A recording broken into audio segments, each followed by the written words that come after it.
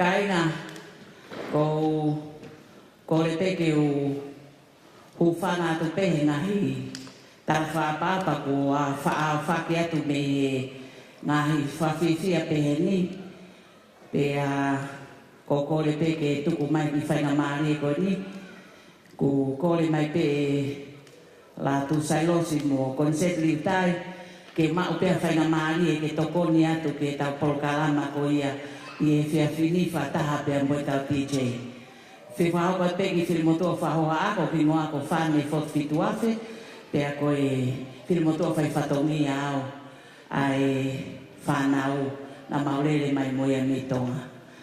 Te tau kamata e tau prokalama ko ilo pe kua tau mai kaina o nau kei whiinga mai e halaka te tau kamata pe mo tau whanai pe o te teu ki e nā wao mai. Te tau whawhi e tau punake koe ni e tau tin whewhine ke ne whahoko maha tau hiwa. Tau hiwa pe koe tau ilo e koe e koe o wha au ilo e tāko toa.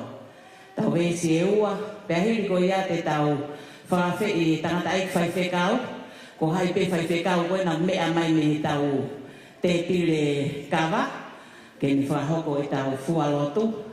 Te akahiri ai fualotu te tau tuange rewa ai rea whawhiloaki ke whahoko ia e he tangata koe ia me toka ngai ki mautou heni la tu sailosi. Te akahiri koe ia e whahoko e la tu sailosi ai rea whawhiloaki pe ai tā mai TJ e tau whiwhasi. Pea ofe foi fasi ko ia pea toki hoko atu lewa ki ono introduce at ko ia e mautimi koe na maurere mai koe mi tonga pea tau toki hoko atu ai pe malo.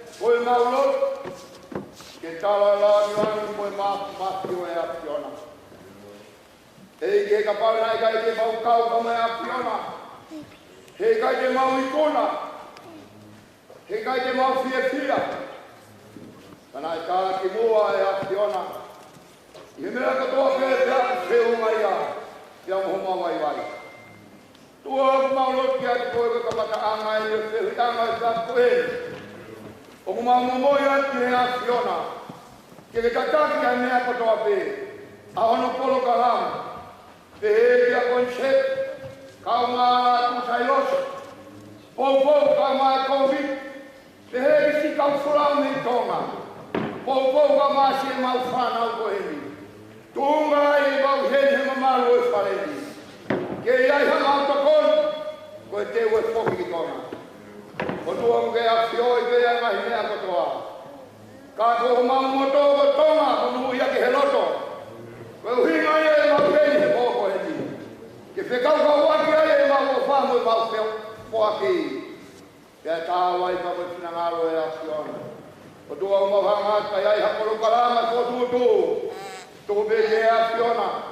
Ke ki tataki a mea katoa. Kai ai haa ke tō mui ngā tāanga te hui a maa. A tu beke a Fiona ki ki tākua. Koe maulotu ia ka whakapalimore kai ai halotu meremo he maulotu.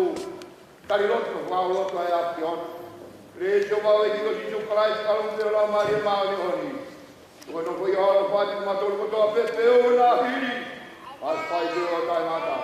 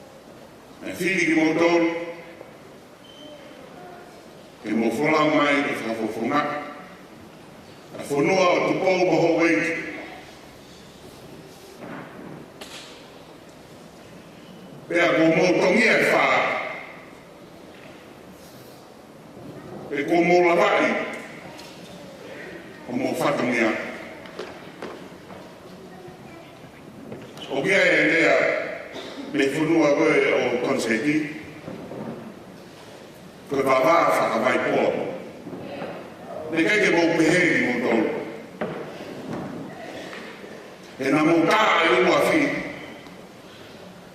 e ka pai na mea ki motolo ka hawa e ko fui e sankolo le le ia mota ka mamamatai ka mawhiawhia no ia i pe ko e whamiri ko e kainga e koe tonga pe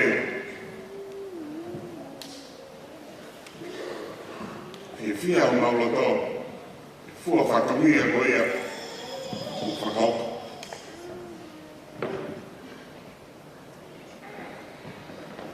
na waita ki besi e pongpongi e mo whakau o mo tau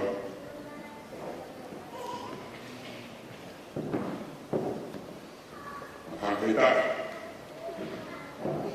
o tua o te whai o tau kaki whanau. Te iari ka mea tau malawa te uhinga ke tau mai o tua he tau nahi ngā o a kua whakamia ka tau. Owa nā ngā o ia i tau loto. Ka whakafoki ai koro ia o e rangi katoa ki he whetu o tongi whakafoki ai. Ke kua tau he rau, e a rangi tau, ko uhi me tari ai tau ko tau whai ai pehea ai ke fia o e te atimi ai i rea no ai tari ni moto ai nahi kaina kotoa o mo mea mai ko tau kaini e ke tau whakahawha ausi ai tau fia i nau e tau whakafa o whakahoka, o whakakata, o whakarawa e ka whanau. E ka whainga maari e ni kaina, e whakaha ia e ka wofa, i ka ngahi o whiwhine koe ni. E ria pēr nau wholau atu, i whaitanga. Oua toi tuku hai, koe mena matara noa kena leu, ka mo whanau koe ni. Oua toi tuku hai, ko hu ke marae, ko hu ki tua, ko osi kātoa, ai mea ko toa, ko pia ke koe. Pea o pehe a kore koe o whaeta ki mo tolu, nai kaina mo mea mai he kia koe ni. Oua e toi tuku hai, ko nai pēsi ko ramana nakura, hua ki kātoa kai kakawana. Oua e toi tuku hai, koe tau kawaina tau ni. Koe i pōpōpe, a mo whiwhia, aku aitu ai o whahi, ke ti mōrau no kātoa, ke pēhoki, ke takwholau, ke mo tau ofisi aere, ke pēhoki ka mai kako, pēra mo tau no kātoa. Ao, kua wai.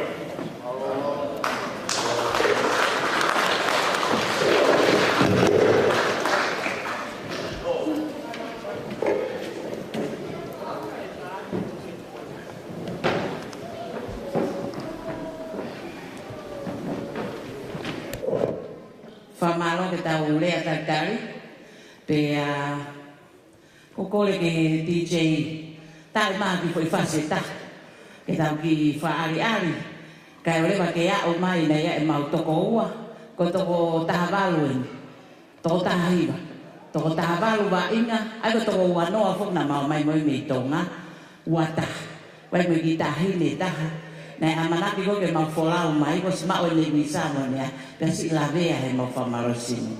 Ai o ki hene ki tahine wa mere, hika nane mere ki olunga, ko mere mau toko ua taha aki e.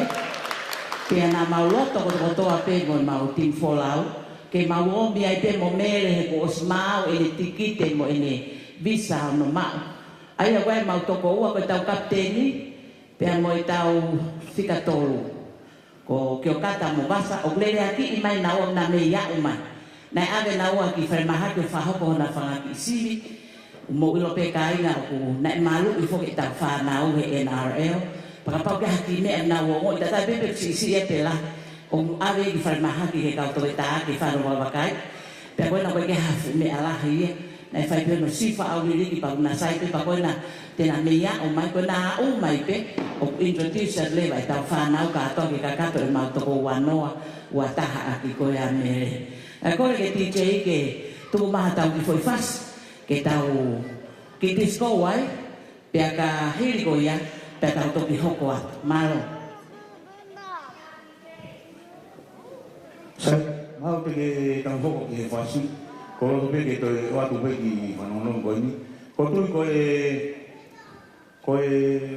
pon foki, kau holo kau ini ngau lagi ya, kau pika pol kau ini kau akan paling.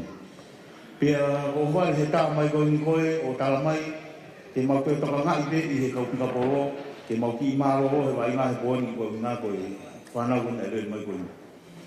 Pia nau hawan ni hawan ko ihemi ko so pa ya ta haya ha pa ko te hu te mo ko ka poro ke no te mai pe o ha ko ta mi ko ya ko tu ma na hen pe ma hen ma pa ste ni mo ka poro ko Penelope ika kada ki an go ya mo toi ma mo ko me mi pa o na hen ko to te to tu ko pon ni mau ki kalau kau lagi malu mau ingat, kalau kau lagi kalau kau ini, ya kau mai mau tangga kau ini ke dia kau ini, kau tangga kau mau ingat kau ini.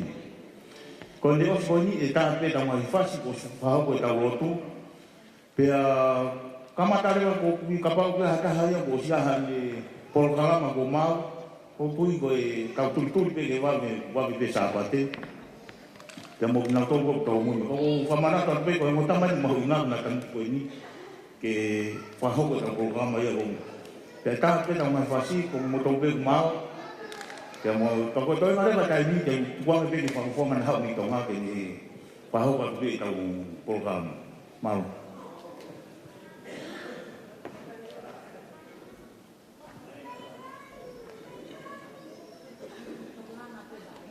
Panau toki langa e tawa e ki tonga ko rika ma mo ni fute pe me he o se tau me alea he po ni malo pana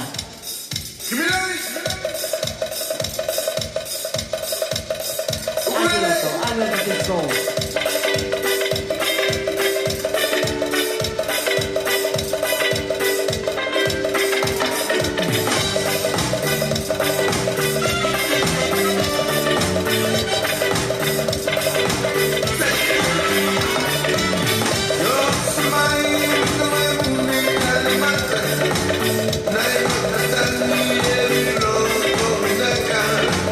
La la la la, mi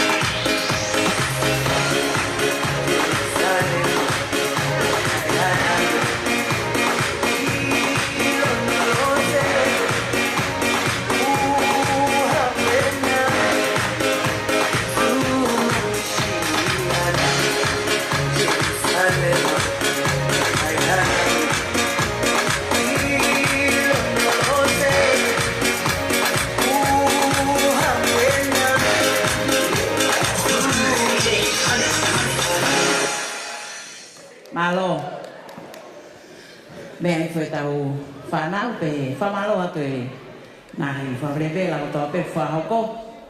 Koe harepe ko klau koe mau toko ua eni ke me ia o mai mo Melissa. Pea me he whare maaki pe toki introduce whataha atu pe e tau toko ua noa e tau whanau ua taha kia mere ka rewa ke naa o mai.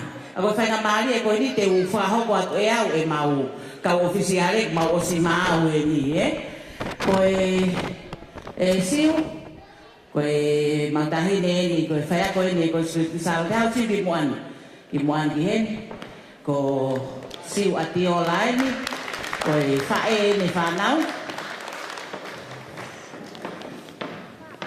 koe whae koe ni lotonga whahoko whatongi ai a he koliskuin salote pia koe heni mo i train awa mamani muri pangai ki wawe tamaho i luka waha ki heni ha koe mau traina ai ko muri pangai ko muri foki koe ofisa ia i pot ngau ea ko atonga o kune toka nga e sipoti koe ai ngai miro school koe e pule anga ka atoa i tonga tapu mo wawa onu ngai otu motu ko muri onu ake mo laine tahara ki sio mai kaule ka muri ko muri lele mai tangata ni wawa tahine ko siu lele mai siu me se fai kakai apai katoa mo apai katoa pa koe coach na mamani ha oe coach mamani ko sione ka fatolu ha ngana maui pe foke mautoro coach mamani ko mau ki me fakalokua pe mautoro ha o pule ko son ka fatolu ha ngana me ha kame mo afa mo apai katoa pe ko fili moto le fa ho ha ko au fa ni fo fituafe ko ele na me ho mamo taanea horewa mo e ngai fitu ko to pe i tonga pe ko matolu ia matoanga e tau whanau pare mo ki fine ta ki filmoto eta Felicity please stand up can we give a big hand for Felicity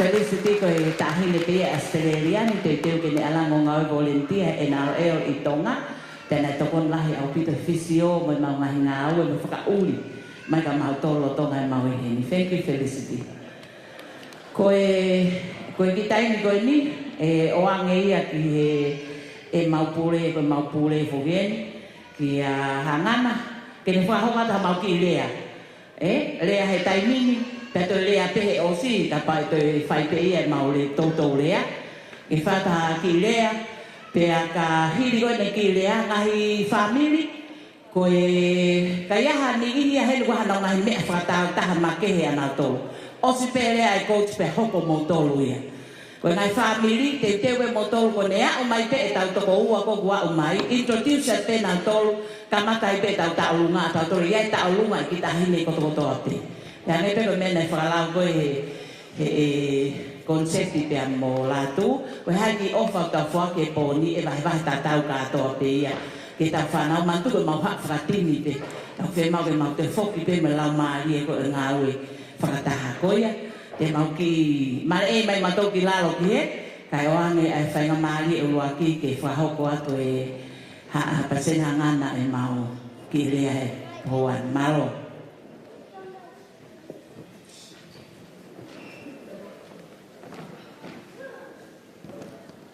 kai nga ko tau fua kai ke mau pure mo tau fanto mi fai mai ke au ke fini ko le ke fo mai malo ke na tau fatap ko au faki ne kamata ki tau programa e fini kai ata pe mo ke au ke fakakato te fato mi ko mahalo uhi ngai pure ke fai ha fatau ke maianga e mau o mau hala fononga pe ke whakamahawhan lai ki tau tolo e whawhiri tau mo uhi ngai tau lonu koe i he malumalu e api koe koe timi under 16 koe atonga koe tao ki pene ua koe no whakarere koe programa akapuru i he level high school mai whanau whewhine oku ke mo mea i pe ko o si senturi akapuru i reli tonga kau te ke nere ke na whai hake auhi, mai ta mai whiwhine i vea whakaako. ko fia fa ko tonga lo tonga le ko akapu ni pe hanga mahini pe ko ki mo tuani ko fanga maki ena la ko ofisa fala pe ni omi e ku assignment me ena la pe te ulawa o feingai ke kamata ha fe auhi ai ho tamai fe fine i high school pena ko me sisi ko uhi na o koi ke fu mana ko fo ke akapulo tamai fe fine kana e fai e feinga o malo ko apia ko pe fia vane na tau kamata ke tau kosi nima fa o ba pe fa na na kau mai tau kosi pe ta uni lewa ne alwake yo mi ma ya pia ko valu nai na ko kau participant ko o fi au hien ne he ofia he ononge au ai tamai ke fin na na kau under 15 under 16 pamo under 18 ai tamai ke fin ne pena reva mau por kalama tua ai ngo ta o ua ko ni tau tahaono pamo tau tahavalu tau tahavalu tangata fin amanaki na onaki fish ko afe ya afisi me na programa falakalaka pete na frafe na dolke ka scouti me hinga club ena lela me Australian o fai ai e mau fi ahui pena tai bona o me fisi na programa na kai ke passe accommodation ni ata mai fefine na mana na to na mana ke na u te kai fisi ka koe nofo anga koe na o me fisi me ta mai fefine na kai ke tari e na la ela pena ito o te feinga ta fisi hange ka to fai i novema ke kum fan ke fani ai no fu anga ko ke ta mai fine ta ta vano ko ta mai ko ta ta hano le vai ne o se mai be hange pe ko mu mi ai ne o stua mai ta han ta kai ki hele ta kosi ko lo ko fu a kamata ia no po ran fa ko pe ko ta un ni ne mau a vision ne ta kosi ko ne ak mai ke ta un ni e kaule o ke pa meta mai fine mahal ko ui ngai ne tokolah ye oho ai ta mai fine o tau aka pung he ta uni ko na fanongo ko e hange e fai ai ki folau ko ni mai ta mai fine pe na yanga pehe e mau te upa ko fi au foko ia ko e ta fine ko anda 14 e mau ku salote ai fi au ko anda 14 na e mau ku salote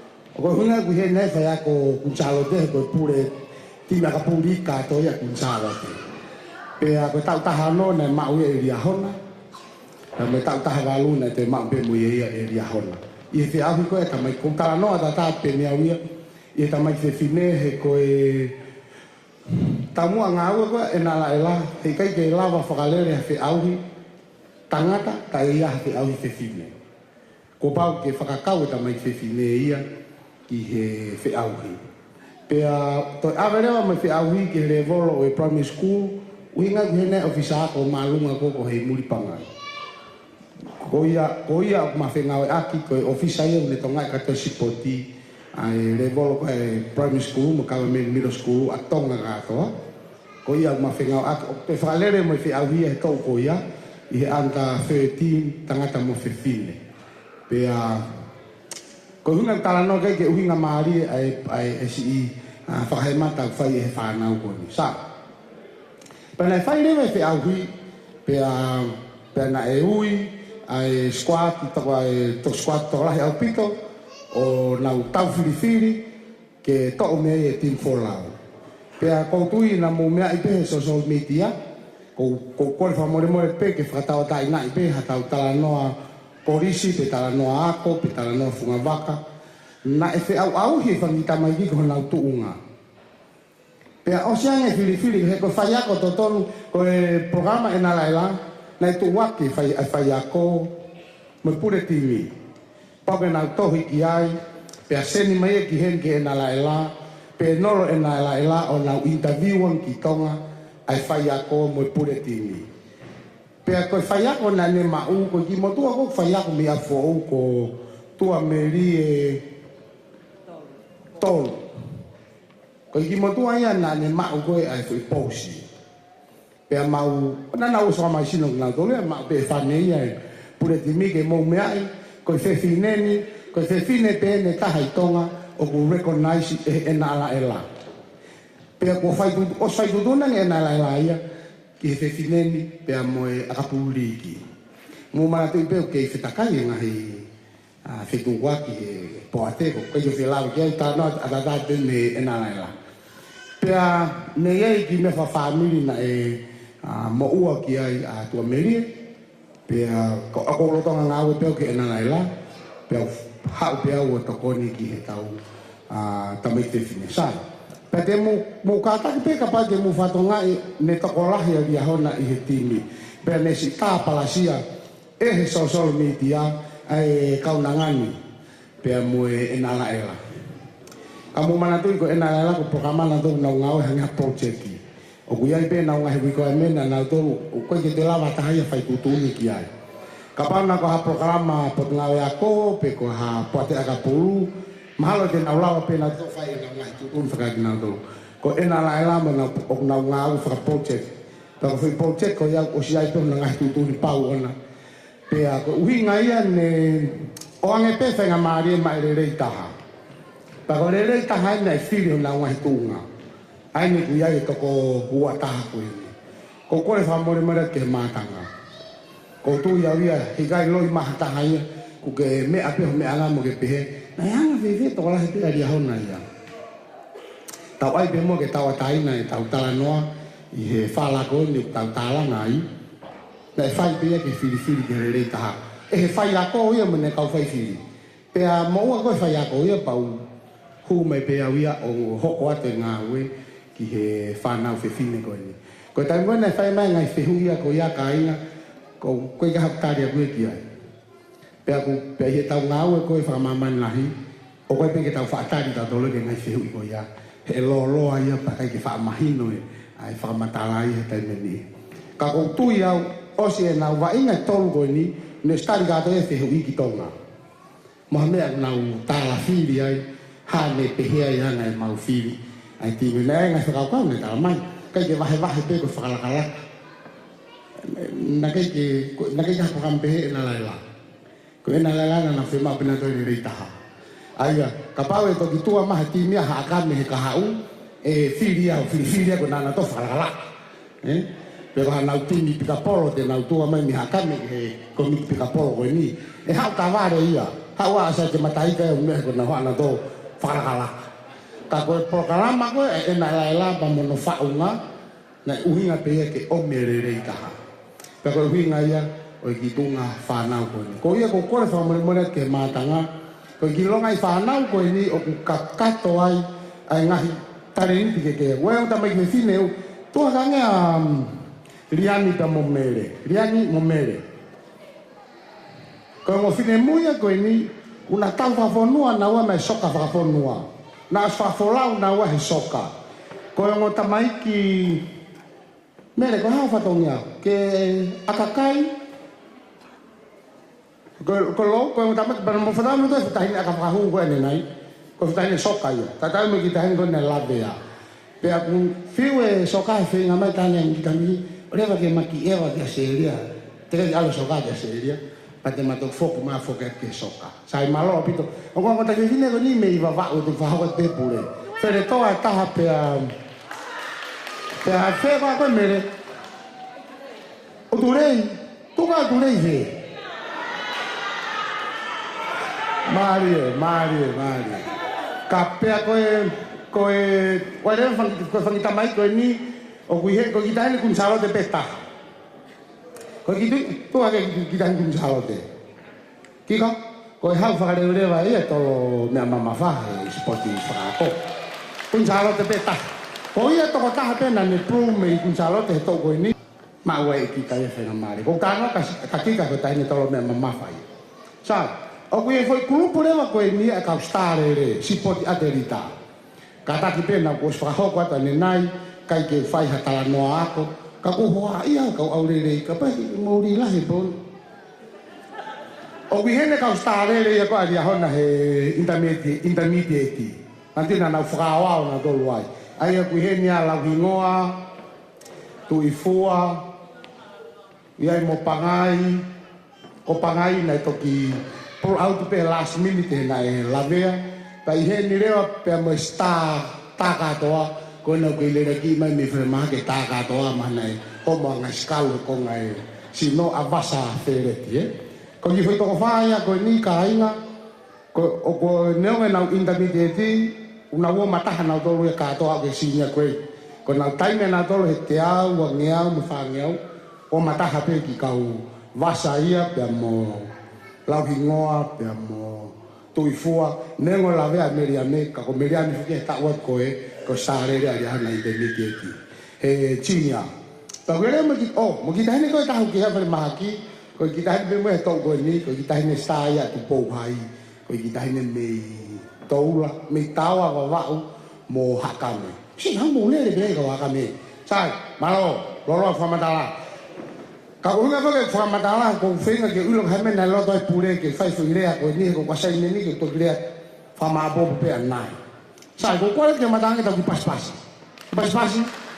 malo au pito eto fa ha ka te pure anai fa ko ka ko mawanga e mau folau mau fa malsino e me mahina ni taham me ua ai ha o fa tamai ki o fa malsino pe mo pe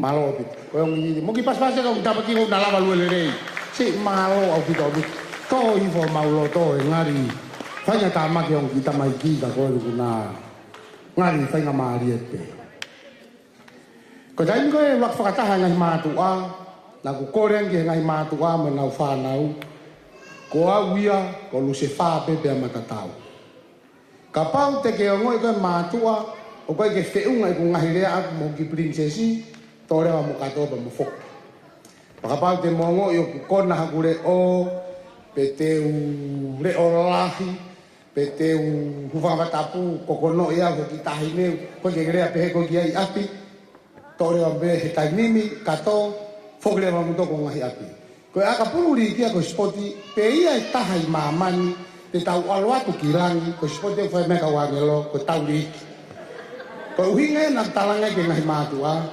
kabate mongo e mo fefeka e mafonga mo muri o kai ke hoa ia mo whakau kau kore wa mo kato ka mo foki mo dolu ia ka mo ilo o matanga si tange ka le kai lo to mala e mi he pe me matu ai tu na lo to matu ai ke he ka kapune na ufana ka ko ni o ya mai ke ahoni ka ke te mana tu ha ki tahi ne ia ngai si pinga le ko ne feitonga ke te wa ke mau fola ka ke ko ya ngai ku ki fa waki mo mau hala fononga te faya te no fa filo ke tau fa nau o fa la ka di motor pe ka ya hala mau to no e pon u fa nga pe he lo tu mo mau le mai mi tonga malo pito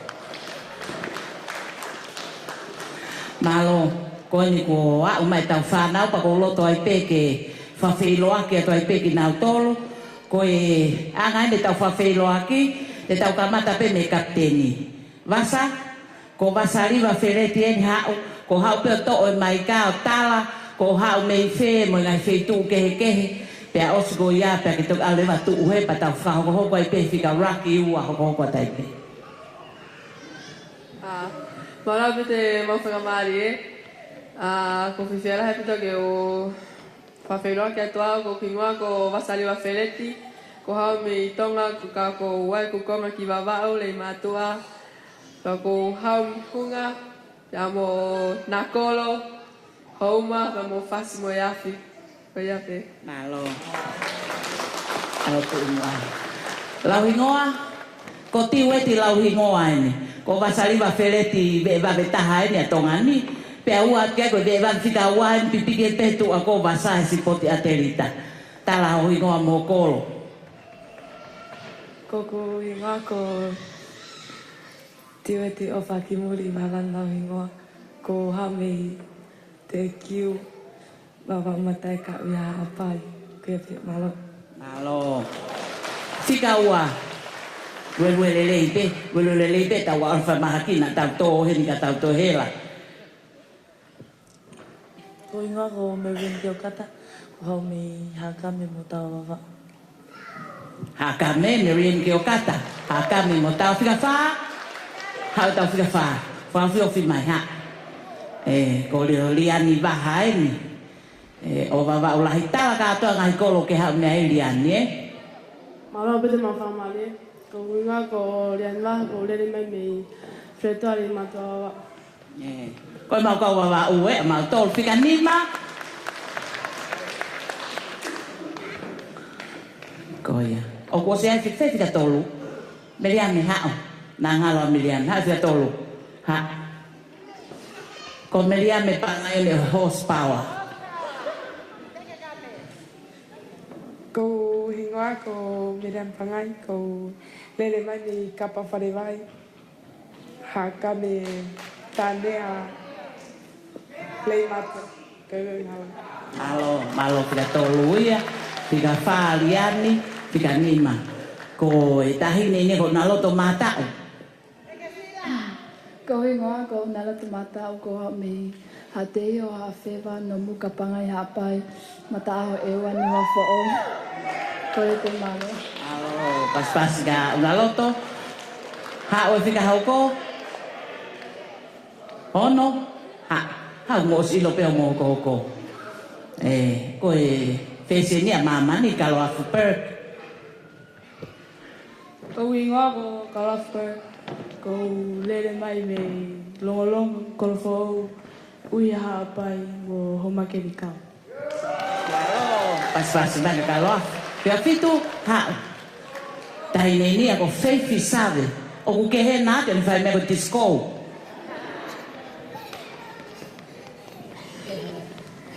ang ko hinga ko faith sabe ko ma mi halal to ma mo hapai hang mo hapai ka to ko mi homa ave loto te malo. Allora, stas maga feifi fica malo. Ko fu madai matuku enia o veiki e situafe. Ko hingoa ko veiki e situafe ko no foi homa ka mo kapa matuku a feva apa ia mo tanya va ko fu pai baba o enia. Fica riva ko ana e te aki ni ko mau ki peipi ni ka ko tifenia kon to mo one.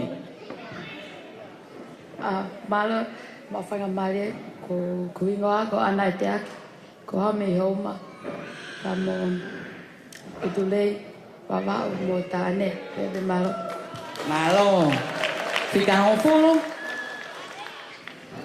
ko tahi ni ko Ramona Matelao. Kalau masa male ko kuingoa ko Ramona Matelao ko lele na be me funga ifo kahoa o havelu hapai mo lava alapi O Ramona Matelao ia funga hifo tata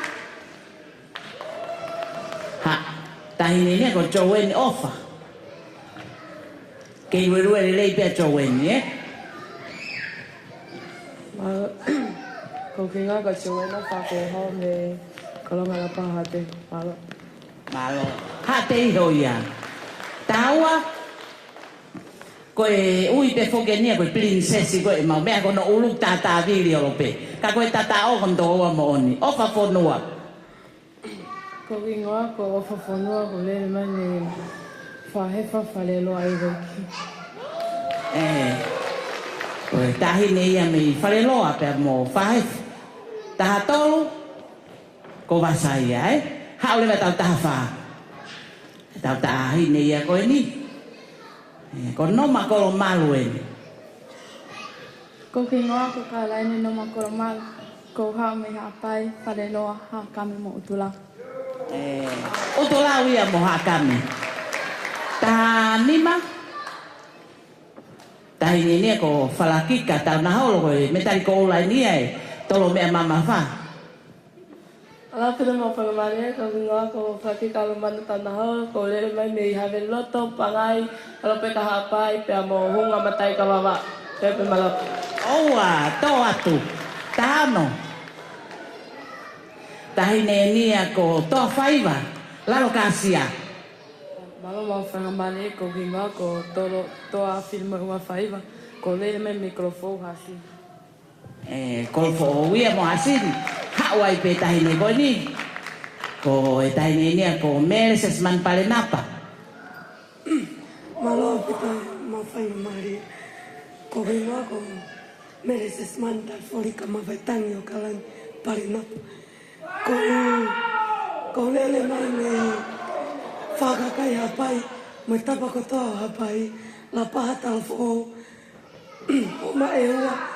Mai kukolo whanga pia mai funga whakahala halalo. Oua, halalo ia. Ko kita hine nia ko Katarina Mafoa. Malo pita mafamali ko kinga ko Katarina tupo Mafoa.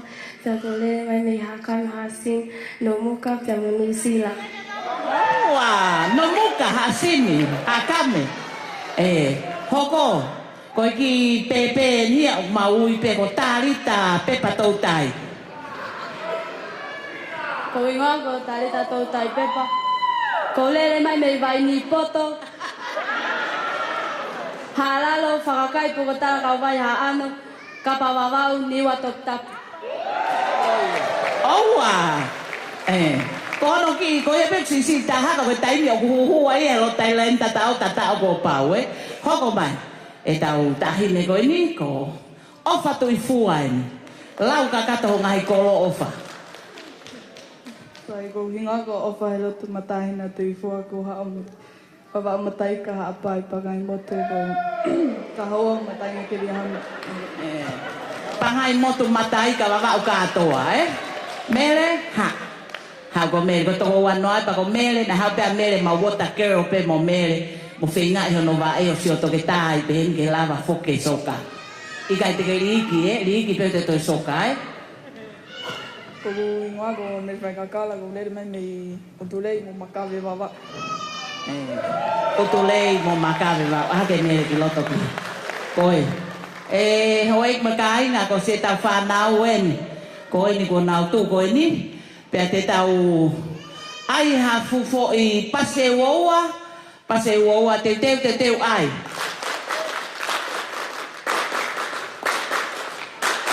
Sa. Ko le DJ. Ngai matua.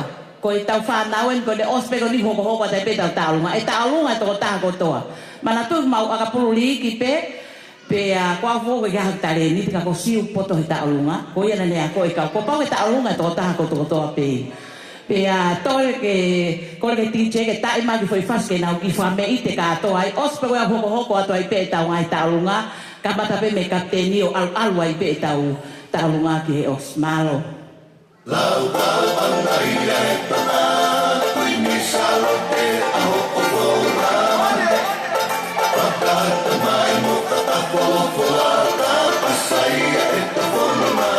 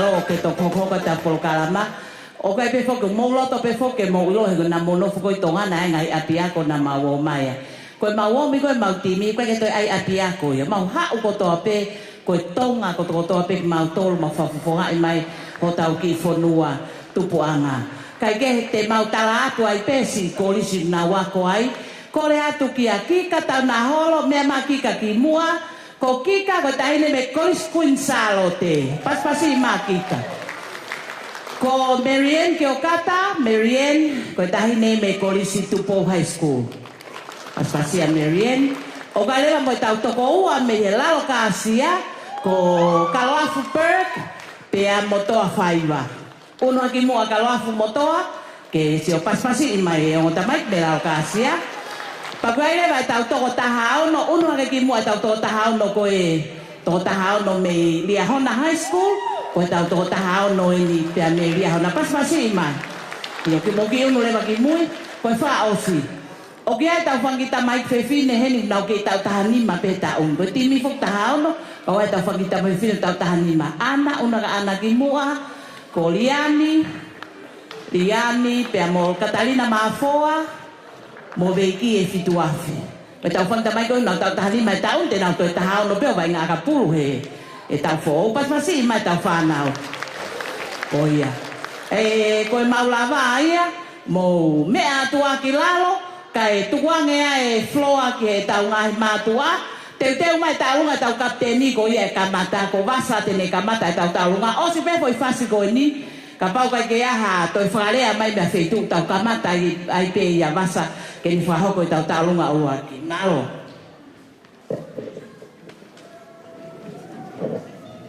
Hata ki ukore mai na tolkong na uhanga o tonga i tau whare holokon tau iai.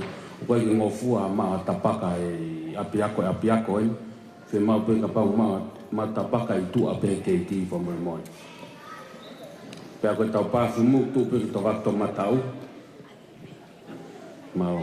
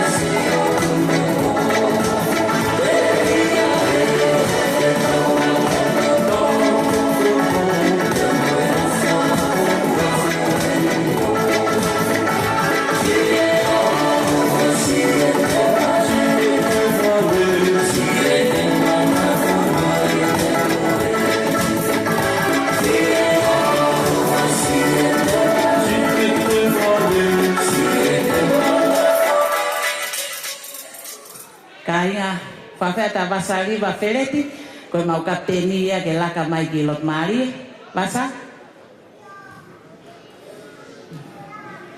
DJ, ununu ki mua vasa, ununu ki loto kia. Whahinga foi whasi pekau ke lolo ah lai walu. Ta i mai ia kai ki wholahaka tau kapteni, koe ve wawe taha eni tonga ni e tahine ko nina metari ko ula e ono spot whakolisi. Pea koe o kehe ona eni whai e mea koe te kolo mo e rere tau toi kehe a taimi o ne wholahaka whatau o lunga mai a. Ko rea ke kāinga o toa pe ne tamai mo ne whae, pea mo kāinga ko toa pe me lia hona mo tonga hai mo whewhua ngai kolisi na ako ai a vasa, ko tau taimi eni ke whapare i ai o whiwhine koe ni malo. Mo matula whare.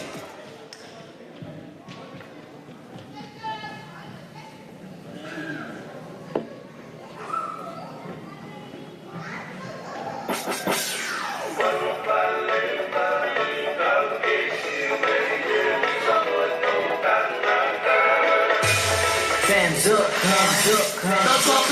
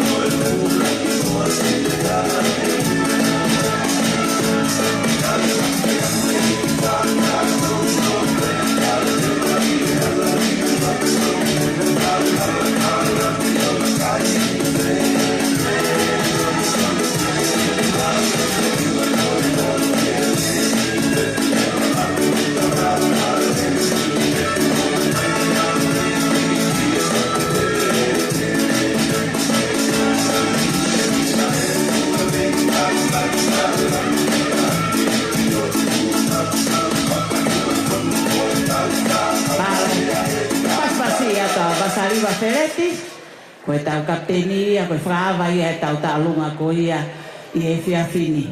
Te teo makai whaabiri ko mau pe au pa ke hau koe ka tau hoko hoko ata. Koe sila koe ni ko puke puke i loto, o ki ai ai na e mea mai e paisteni e kalakwe o whaaki, pa moi sila koe ni koe paanga e waafe, koe si toko ni mai ke tau whanau pe koe ku pas whanau. Whamalo atu ke kalakwe o whaaki ke paisteni, pea pehe ki heangi mo e kaumeni pa o e kalapuhe ofa au fuato ko si fuaki mai tau whanau ko pangai wafe ko ni ko tuku ia ki te pile.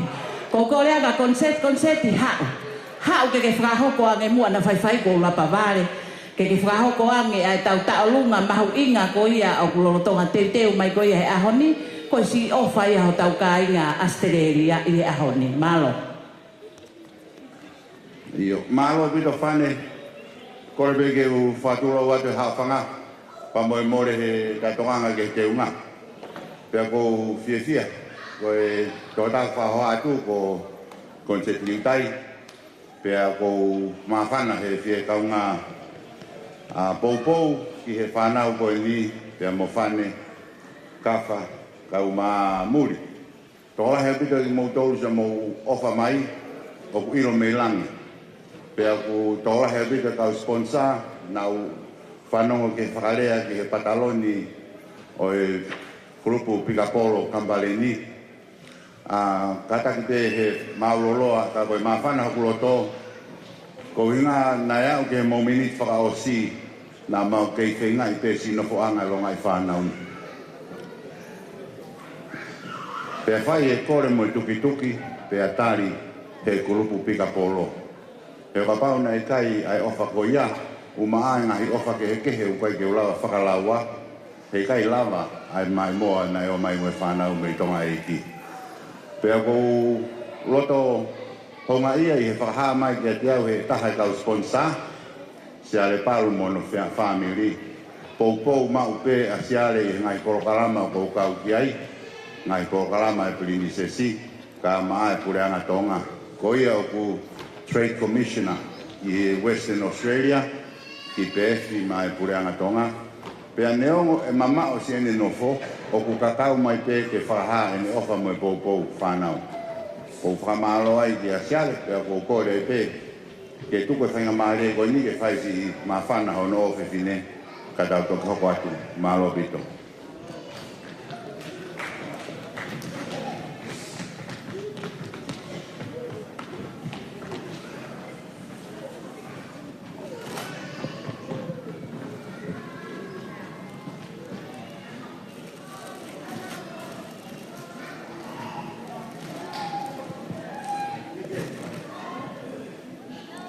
Mama.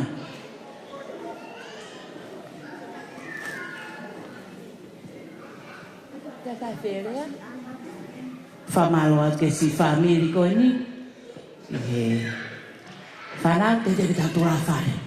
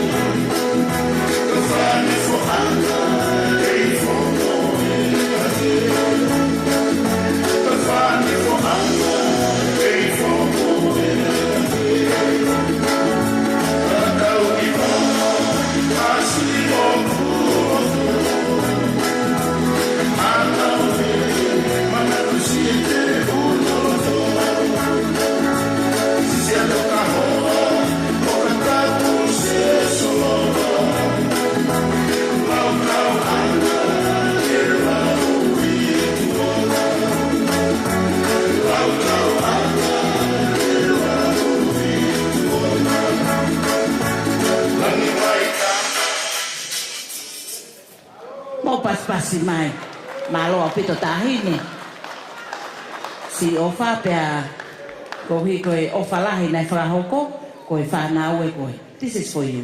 The girls would like you to have this. Thank you for taking time to come. Malo.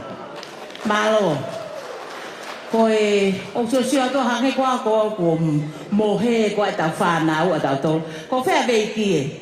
Hau ke ni veiki e ke whai mo ai o tau lunga au ka tau hoko atau tol vekie. Os vea vekie te teu mai e talunga koina Katalina Mafoa. Ko vekie foko ki o fefine fila tolu ia. Pea koe fie aka puluhon tokoa mo on neo ki tau tahanima. Pea koe ke potoi he ka koe ahoni. Te mata olunga he ahoni ke mahino ki ai. Koe mau mai me lolo halai walu. Mo tolu ko tape me lolo mo houma mo. Ma tuku hapai mo lo fanga ko tau tai nien. Koe tā mai pia fasi do si lolo. Vai ngalo to mo ko tau lunga ni aveki. Malo.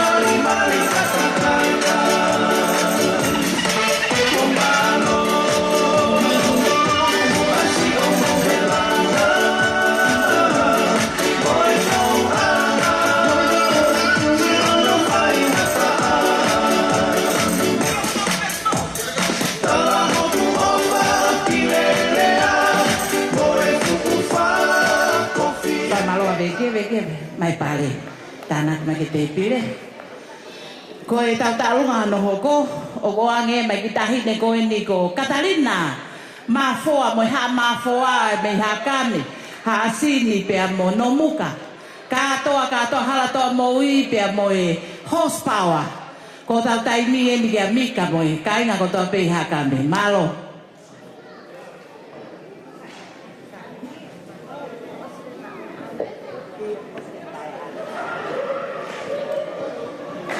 o si pearina hoko ma ana i te aki.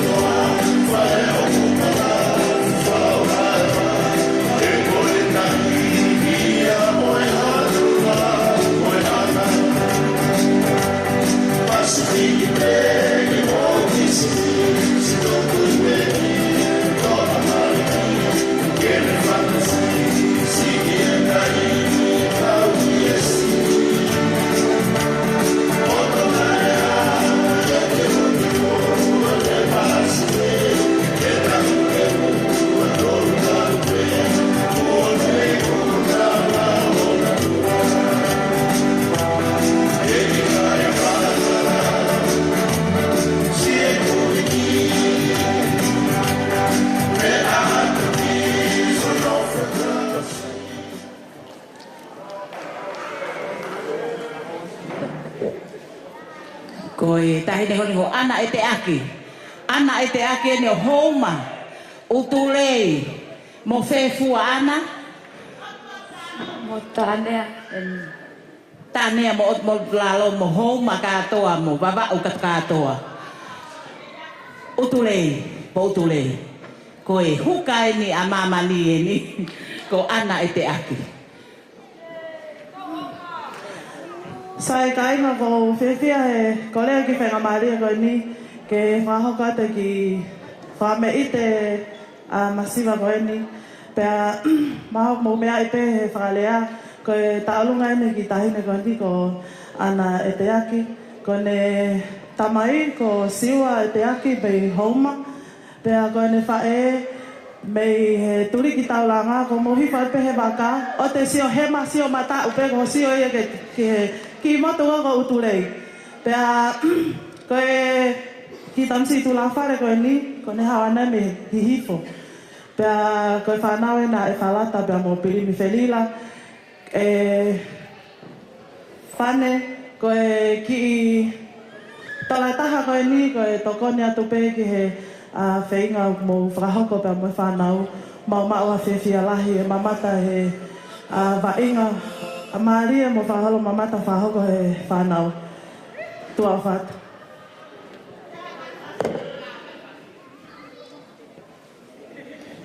Tanau, tomo, kiwe!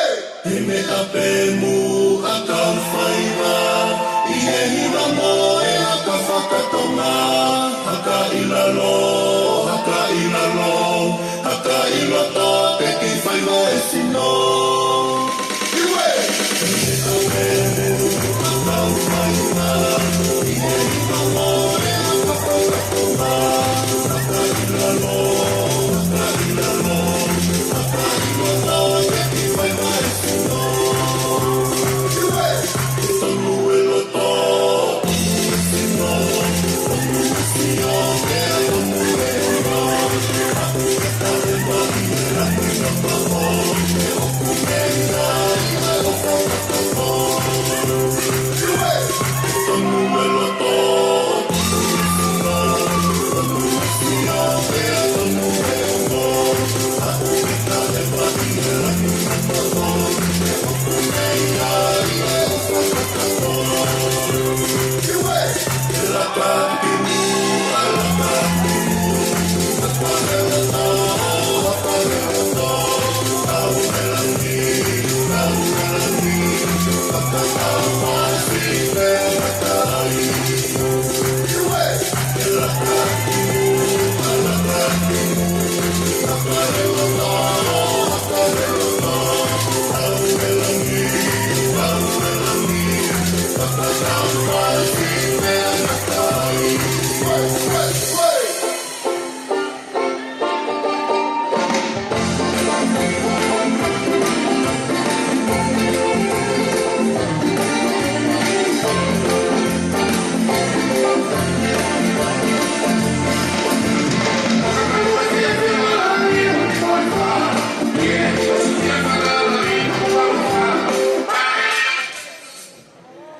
Whamalo atu e whamiri o ana e te aki.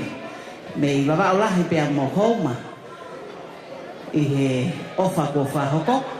Tiweti, unu kiloto maari e ko tiweti lele katikati e ni koe le kolo ina mamani e ni. Mei he lausi i. Pea mo matai ka wawa mo wawa o katoa. Tā maa whasi o tiweti lau ingoa. Malo.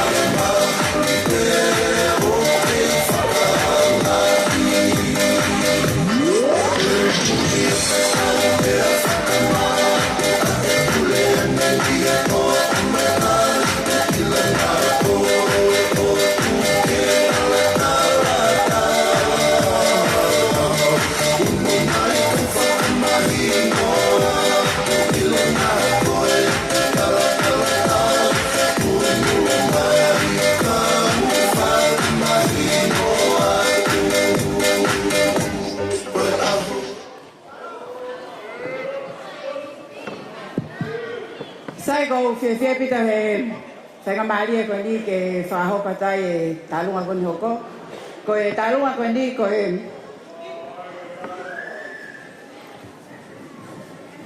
ki tahene ko lamona ma te lau. Ko lamona, ko ne tamai, ko aripate ma te lau, pe mo ne whae ko veisinia ma te lau. Aripate ni palau ma te lau, ko ne hau pe mei fo ui, lolo paongo, tangata, pe koe whae, pe mei mo hau ane. Pe mo haapai kotoa, wawau kotoa, feitu kotoa pei mamani, koe hau ki ai. Ka kore whamore atu, ko whaamane pe, ko e ki tokoni, ko ene uklawa ke si whai atu, ke auma ke te moto whanau. Malo apito, mau fia ho mo hama whakafia ki matolo. Mau ngoi ku mau haka i lanku o tau, he vai ngā uklawa ke mo whakahoko, ko ia pe malo apito. Tai mai whungahifo.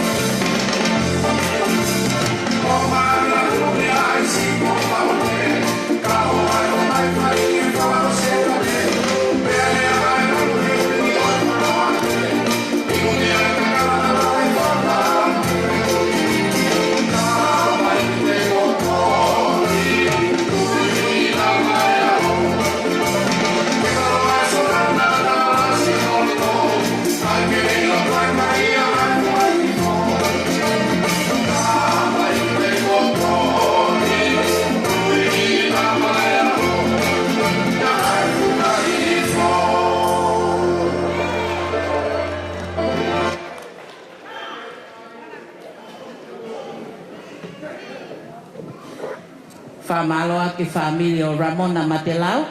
Tau hoko atu ki a Feifi Save. Feifi? Whea Feifi?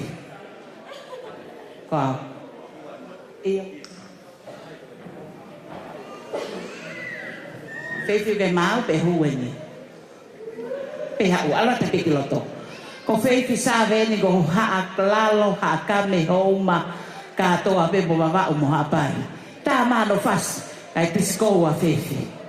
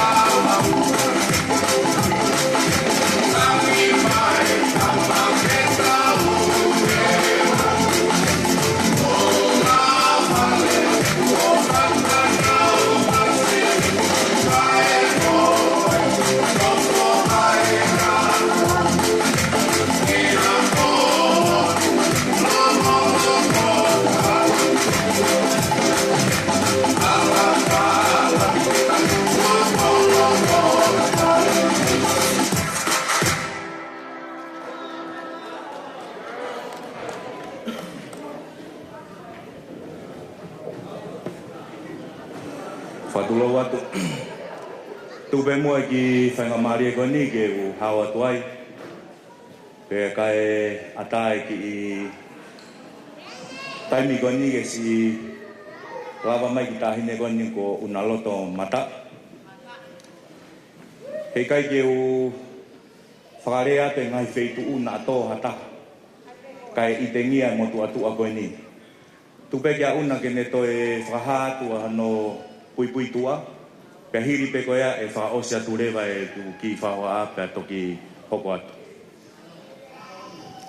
Ko hingoa ko unaloto matao, ko lele mai me ha te iho, ha whewa, pangai, no muka hapai, mata aho e ua, niwa fo o e sia.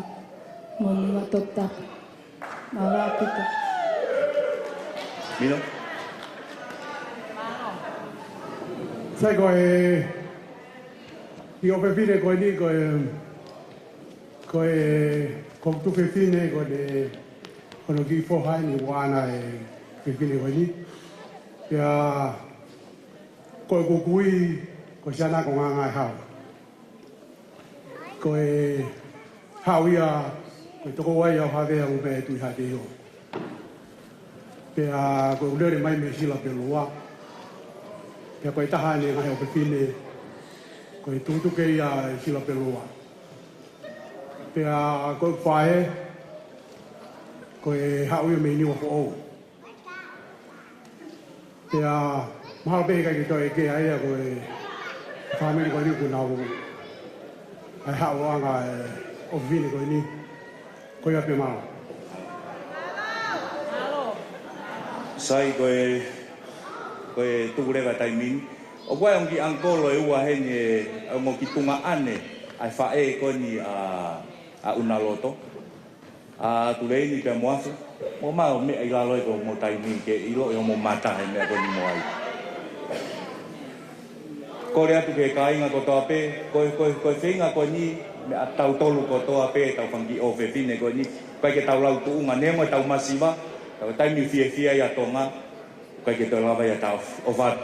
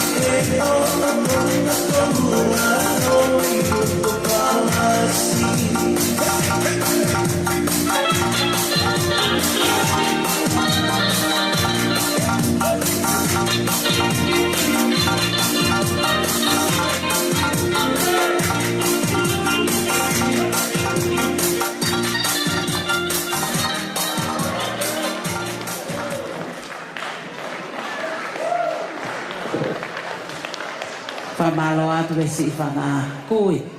E ke whawhae tangata whawhae a unaloto mātau.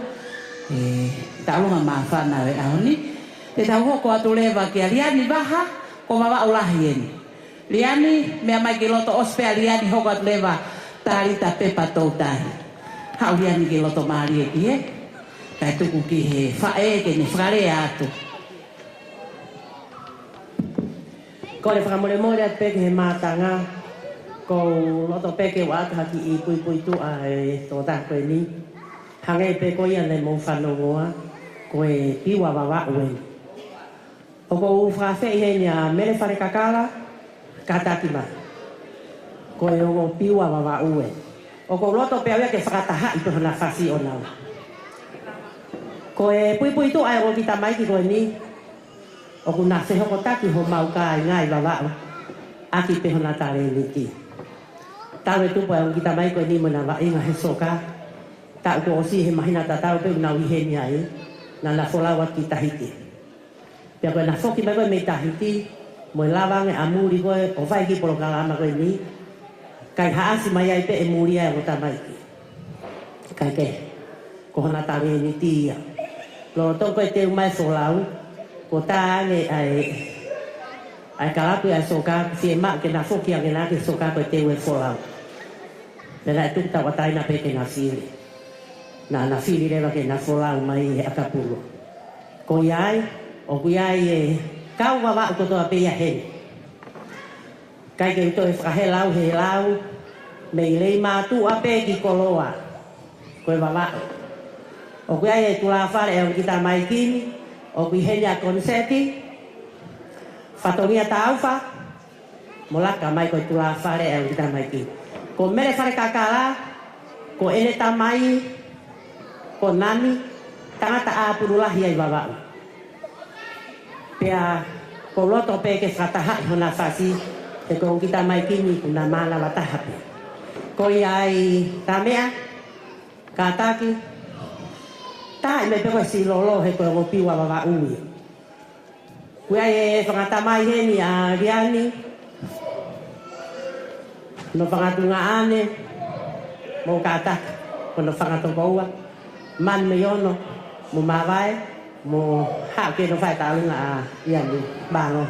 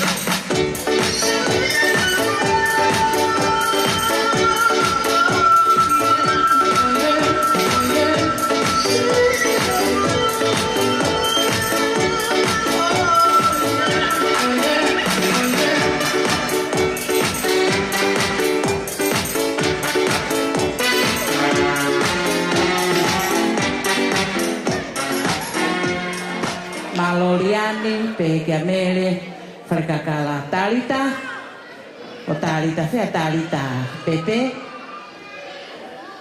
Whamalo ate whae mo whanga kui ai mo tamaike ni me lolo. Si toko ni ke ate naua mo whenga whanau whai. Ko tālita pepe ni, tālita pepa tau tai. Katoa mi vai ni poto aluha ke katoa ki haalalo mo wawa o mo haapai katoa pe.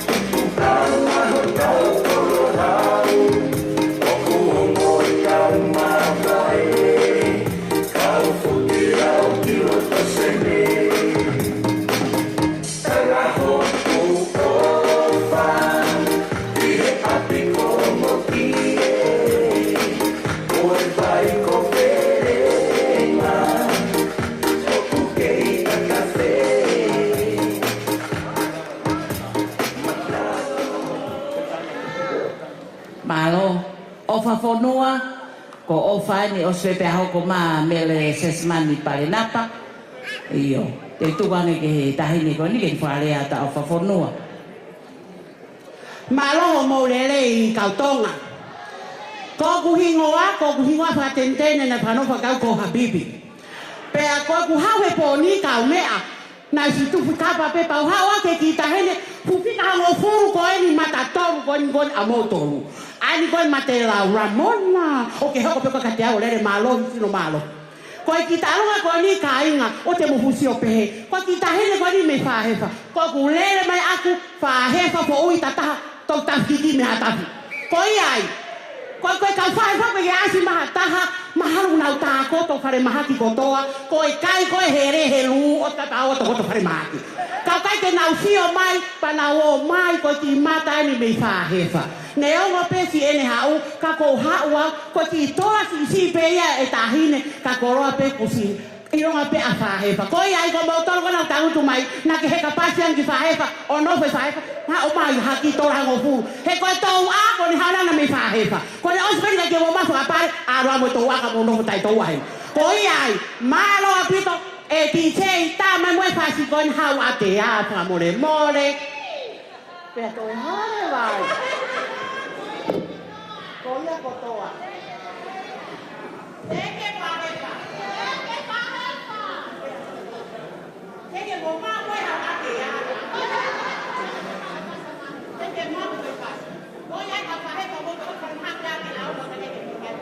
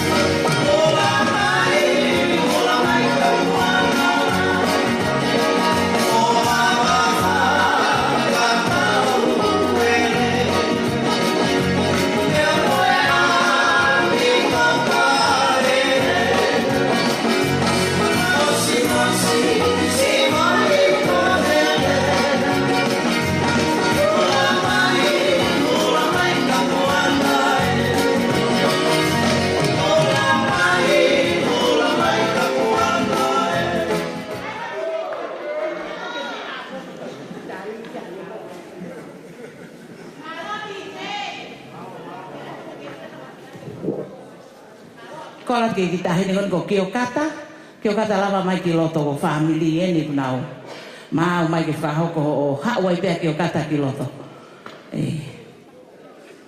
fanga fasi pe me lolo ko to lolo eni ta mo to loto pe ba la hiena mo lava mai ke ai ta lunga kio kata malo tawe ba kio lolo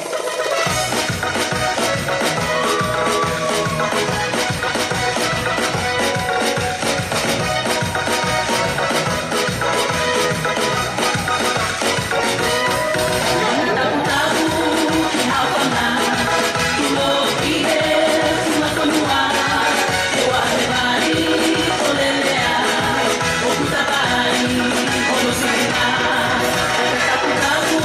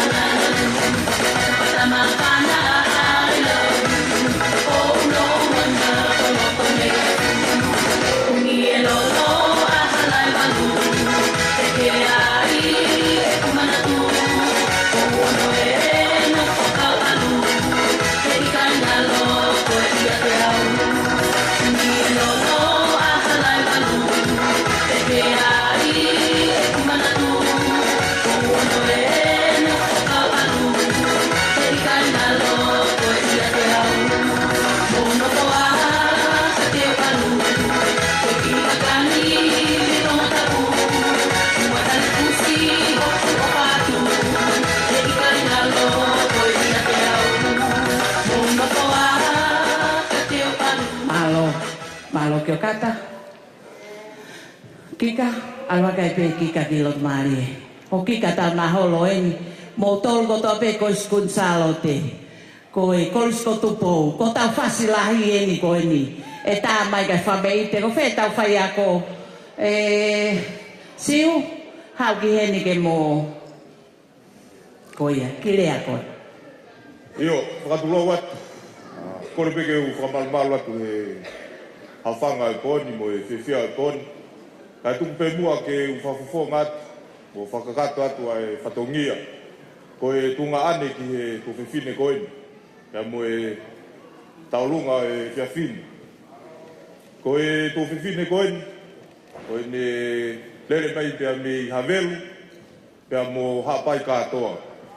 O iai kau hapai kotoa heni mo kau wamau kotoa. Ko tau whasien.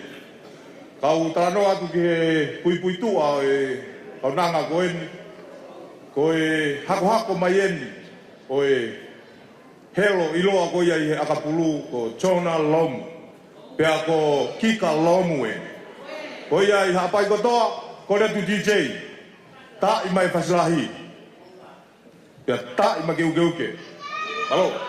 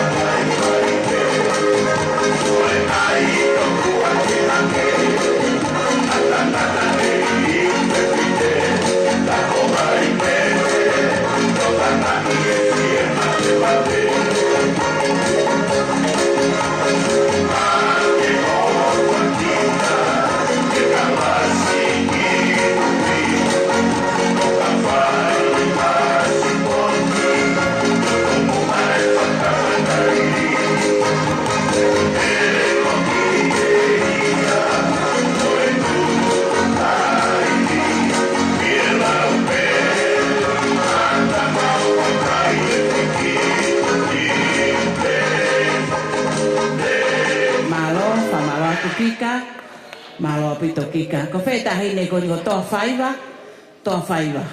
Ko le mai familia toa faiva. Ko fo hiva ko na ko ha lalo kasia ko ha ko hiva fo o ko ia. Me he lalo kasia. Pea fa ko le vai ta olunga ato fa malo atu e fa tonga ane o kika malo si o fai. O fe fine ko ta i mai lalo kasia. Malo.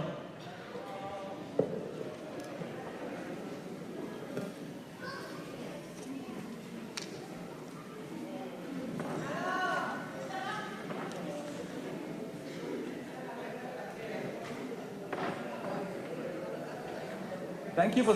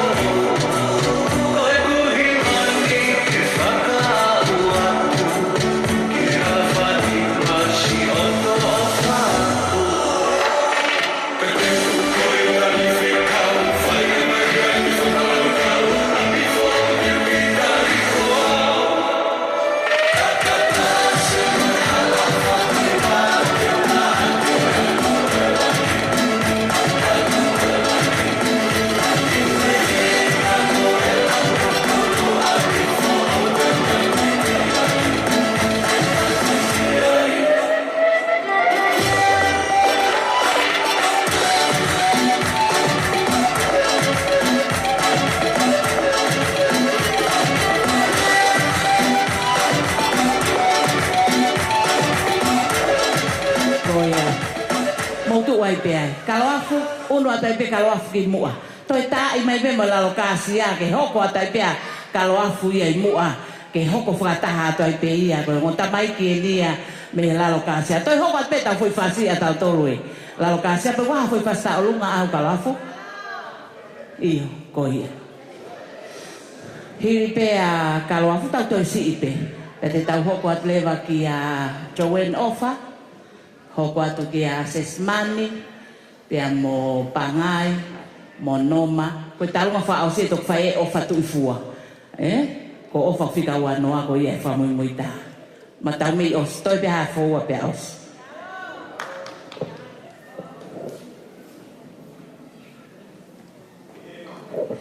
O kalo afu eni, Ono kalo afu ki mua. Ono. Ikare hamu o e pala e Mohai kata ane Ke te te i te te Api fo o marisi Ke uhao atu he Ao te anoa akahi e pulu Tau whakatete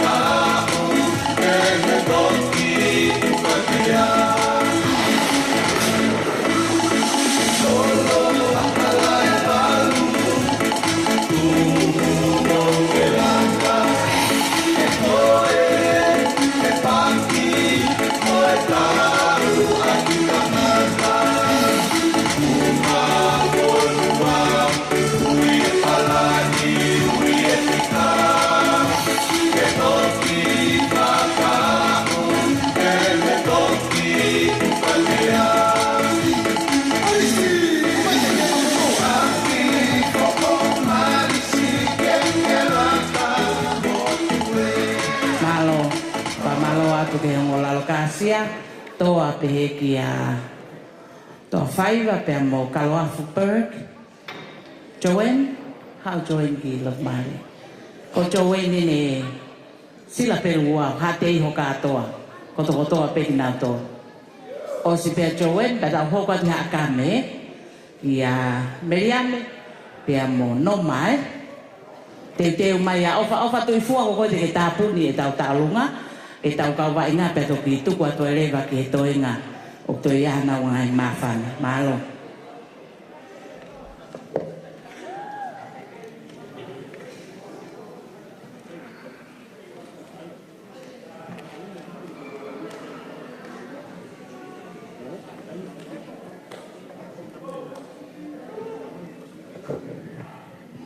Pamana to pe i fi katak fa mo ko ti mo fua i fi a piako.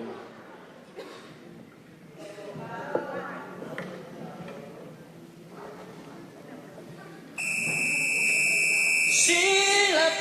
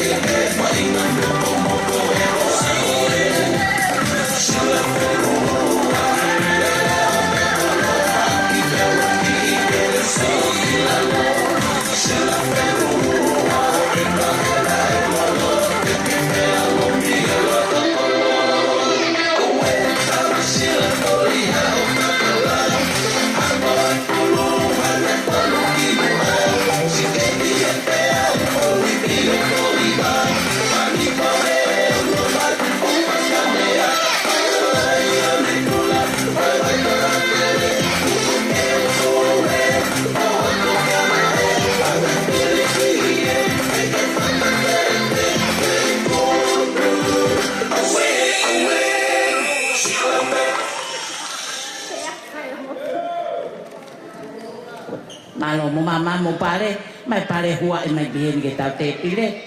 Iyo. Ko tau talunga no ko ngo halato mui ko ni. Meriame, au ki loto meriame pe monoma, kolomal mo tu loto mari e.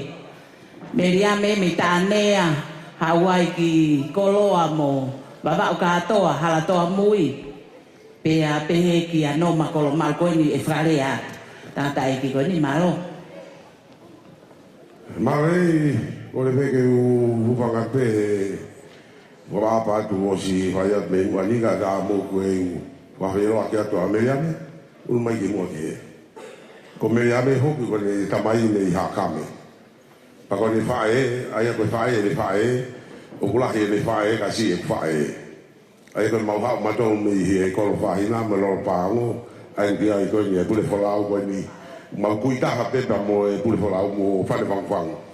E a leo alo nofo i hou, ka kono loto nofo pepu kupei babao. Ia ko te kui tangata me he tua koloa. Ka whaki koe a matou me hapai, me makahiri taha, mo tolu koe me i kotu, lofanga, pātoa mo tolu wahe lulunga, hawhewa, koe he tahine koe talunga, tuka he peki tahine taha, kau epe me ki tahine ko he lofanga mo whewua, ai ko ki ai koe mea. Kawea, whamole mole, tuku mai pea ki o i whasi ke whaia ke ki whakawhia ki a malo. Malo.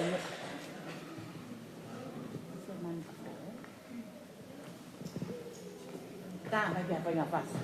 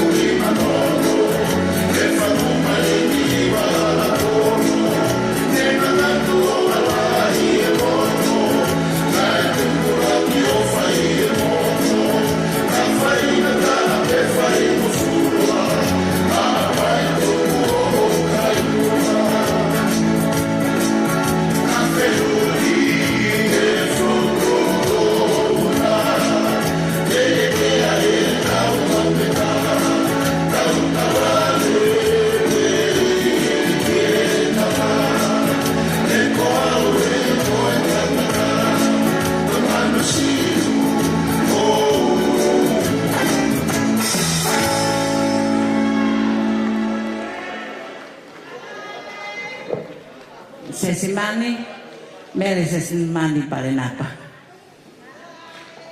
Ara toi pe sesimani kiloto ho tai bien. Pe ko tui pe mahalo ko e ya taha ku kei toe ko e fra osi ko o fatu fua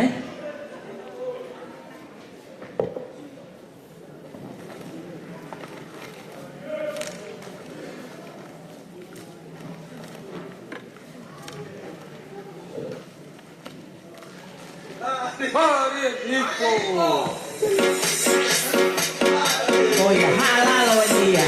Katoa mo hapai. Eua.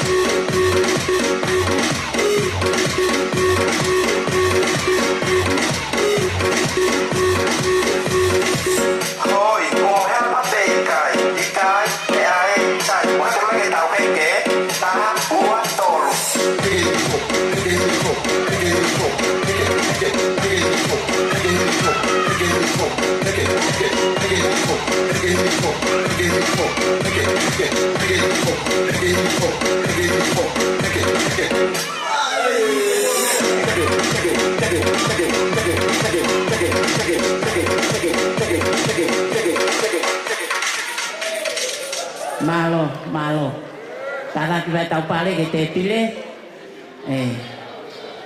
Sesmani mai pale ke te pile.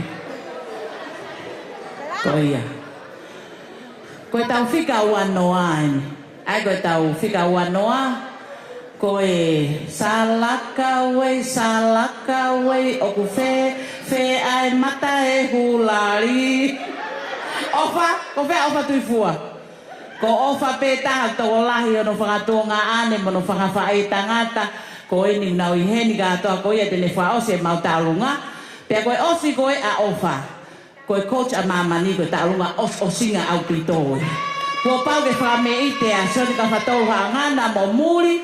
Pea mo siu mo au koe mau whasi whaosia patoki tuku lewa tai niki a lātū. Pea moe tau kau kalapu ka watonga koe mau osinga mamari Ko ia tuange peki he hatui fua, ke nā mai o wharea, ai tā olunga ai tā hine koe ni ko ofa koe kapakau ia mamani ia, a ofa tui fua. Malo.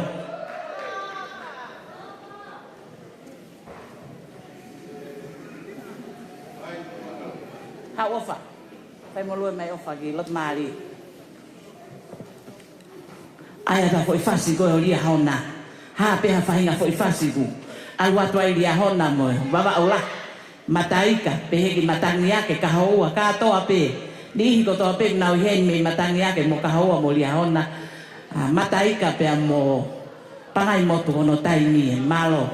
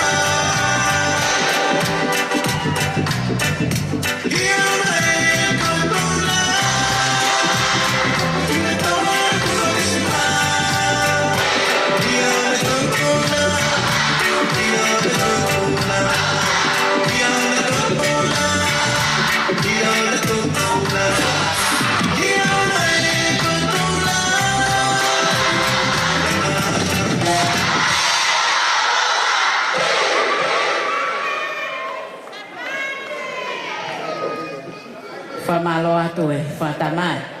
Whatonga ane, whawhae a ofa tui fua. I he ofa lahi ko ia ko whahoko. Tāna ki mai tau te pare ki he te pire. Koe malo. Koe mau whao si ngā Pea whawhea te coach. Hau. Nā ki tau tau tu he na kau ngari vai tōta. Hau ki. Siu. Muri. Hau koe tau tau lunga whao si en. Pea toki tuku angele wakala tu sailosi mo kau. Mātu ake na whao si. Hau si viloto ki DJ. Ha pea whai ngā whasi te sio mai mata tonu ai mau coach. E koe tangata huna e ano kuonga Felicity and also Mel. I beg it down, Paspasi. Can we just give a big hand for Felicity and Mel? They were our #1 supporters here in Australia. Muri, ala ke coach kiloto. Koe mau whao sien e mau taunga pia whake ang lewa tai niki a la tu moe. Kau tangata. Ka koe ha pia whai ngā whas. Mau lawa pe aka puluk, mau toi lawa pe o whai ki koukou. Toi lawa pe mo lau flofola, mo lotu. A whai ngā mea pe whatau ka te a pe kau tangatani. Moe kau whewhine. Ka koe whakamalo at malo la. Si o whai tau whanau. Pia si lawa e mo mātolo kau ofisa. Malo.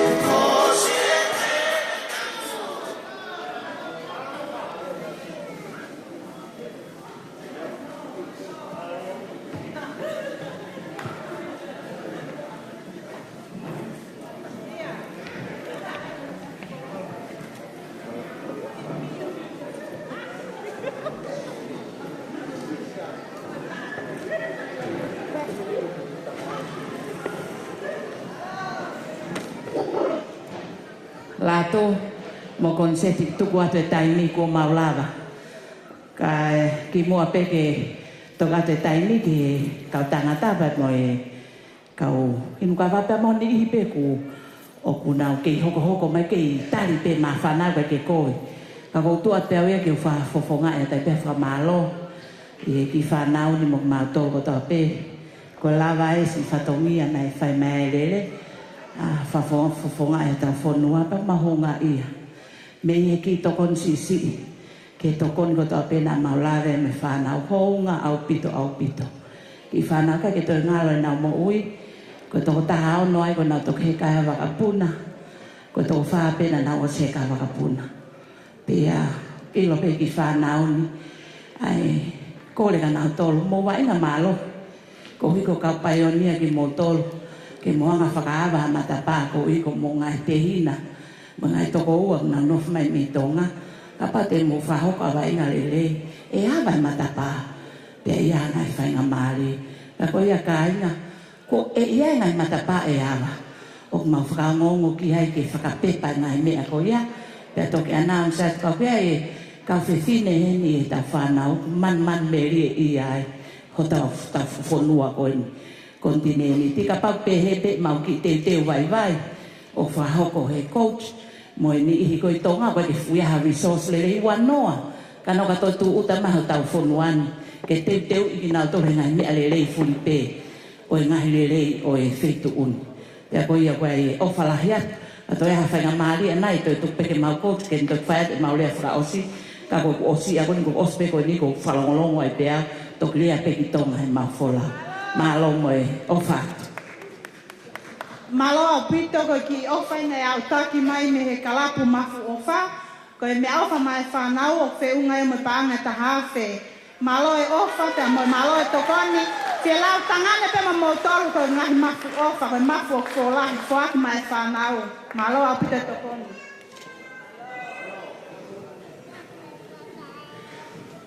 Kataki pe he whakaloloa ko e whae penu loto ke whakahoka tene ki tau olunga. Tai o kou whiawhia whangamare kou mau ke u ka ngā whiawhia whatahai mo i whanau. Ka kia kou ngā ia e tau olunga o i whia whini. Ko i maha whana pe mo i ofa ke whanau ko ni. Ko ki tunga ma tua pe e nia. Ko ta alunga pe ia e kau kuki ne hona ka kia siwa whanau. Ka kou mau atu pe ki koe ni nā lawa e ha mo ngai fo ilori ko mo ngai matua tua o whae kia malonga.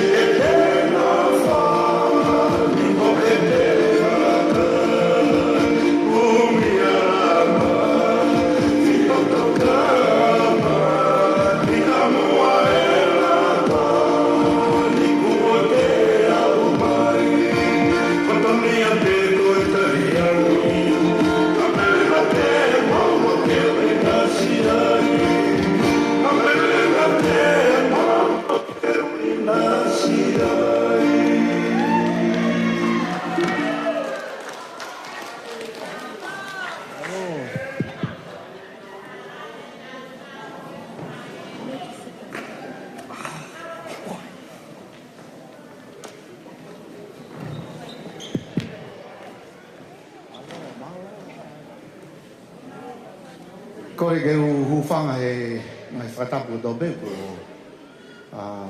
la vet nei muan kau whakafonga e te mau kalapu pikapolo o tuina e lave ki ai konseti ani nai kia ko mau mala e ko mau mala e ko mau waingai pe ke te mau mohe be ka mau mea mai o kia mau pe he ke mau tuha ke ai pe neongo e ka fo ka mau loto ma fana ka ko whakawhe i atu mau whe mau koe mau kau me mi pāku i he toko te au tupu i he mahe koe ni ka kai mei he tau onongo furu tupu ki he tau tahaua whaka whe i atu ki mau dolo ku mau whe wainga koe ni o ku mau lere heni i he kau kawatonga mo mai o lere ke sai ho mo ate o ku mau lere mau polo kalama pika polo heni he aho monite aho tu site aho tu apule lulu mo aho tokonaki ai ko mau hange ko lave ko me mi pa mau pika polo ko mau po ni mau vai ngai ka mau lot to fe mari ke cancel kai si frau nga e por kalama ko ni pe go he ke mau tangu tu pe ka mau me amai o frau ko mau lot to ke fa ya mau ki ta olunga neo mau o frau ko ngai to ko ni kai ke mau ka ku mau ke lot to pe mau tolu yo mo me amai po ni ke mau fa ka mau fa fe e tu mau tolu pau ku mau fe kau he por kalama whakamalo sino ko tau mo e mau pika polo ko e whakamalo sino ke mo uilele kakai te fine ko e majority au e mau polo kalama ku nau toko lahi taha mahalo ko me e o kui ai me kalapu i Kemotown lere mo i ai i ai me kalapu i Fairfield lere mo i ai whakawhe i atu ki mo tolu ka pau ku mo fie mea mai ko e upo eni sai hange koe mea na mau naulawe ki ai koe mau ki taulunga ai ni e kau wholau kai keha me e mau koe mau tāholo pe eni ke mau kalapu ke nau si tokoni mai ke koe mau ki tokoni e ni pe mau whakatau wange pe e si aonga atu ka mau tolu iha whaahinga whaunga pe mau mate o whātu pe mau whakafonga i atu o kai kataki o kai ke haku whatongi ai au o hoa o palestini ka ni hanga ia whakamalohi ia ke o ia whakamore i ki mautolu ka pau naha mau ngai tono no ko mau ngata anga e ngai fua whatongi e nei whakahoko atu lave ki ai mau tokoni ki mautolu i mo wholau ko ene ku mau to lere mai pe po ni ke fa hoko mau ta olunga pe ku mau whakatau ange pe e hoko e ki i koini ku mau ta na ki ke hoko ti aonga pe hange ko kai tonga ni whakawhe ia te ko tu ke amonite tu site tu apule lulu mo to konaki lere i e taimi fitu mala e tolu heni lere kaureka lere mo kakai te fine ore ke whakawhe i mai e tau kurupu ke doi toko lahiange mo e kakai tangata ku mau o si tua ki tu oua ki meripoane pehe tauni te teu e mau tua ki Brisbane o katopa mau mou whekau ai tari lere i ko toni mau tolu tu au whai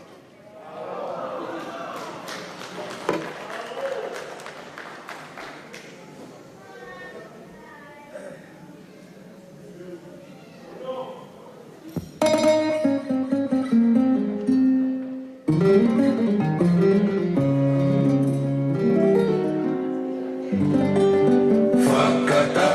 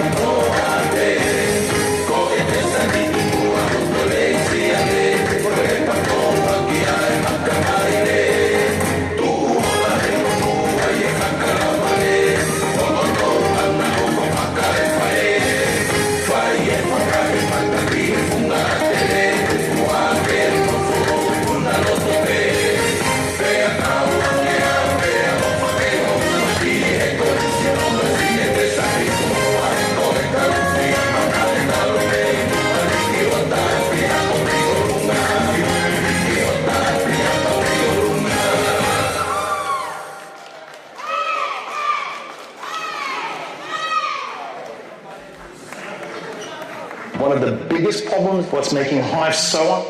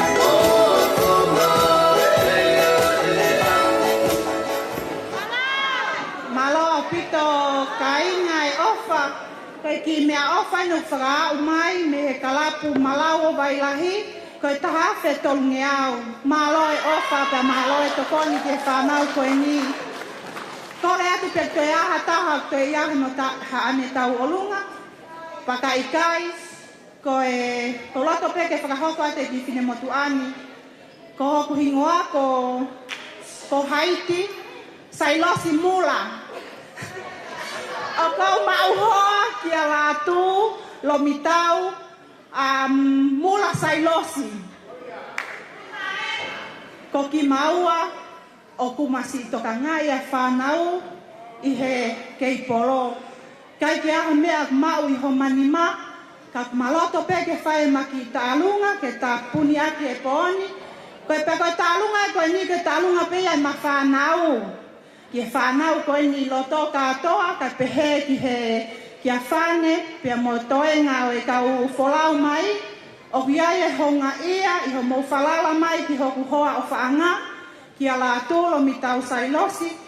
Ko uhia pe ko e whakawhamiri a konseti, malo au pito e ofa, o mai e ngau e whakamisiona ko ia maha ku hoa pe a moau, ke wongo ia I pe ko ke ngau e whakamisiona I pe a ko whakamalo atu, ko ki tau katau hokat ke ki tau olunga ko e ni malo lahi.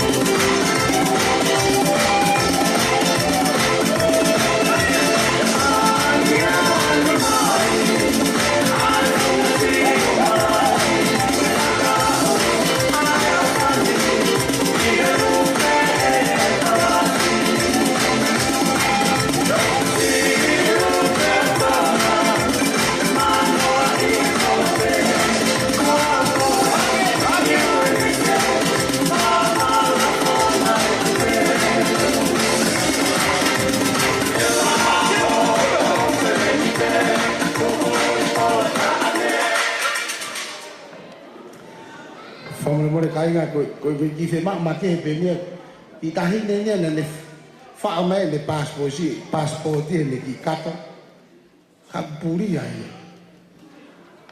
ko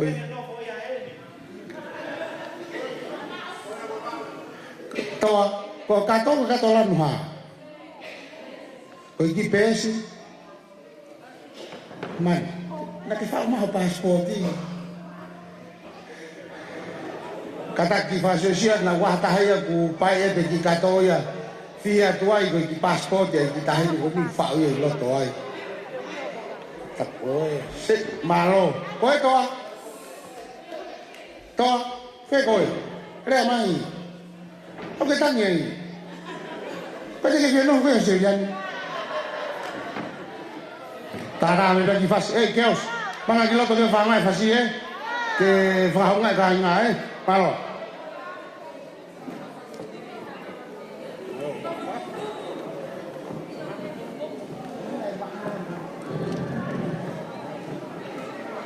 Straight out of 679.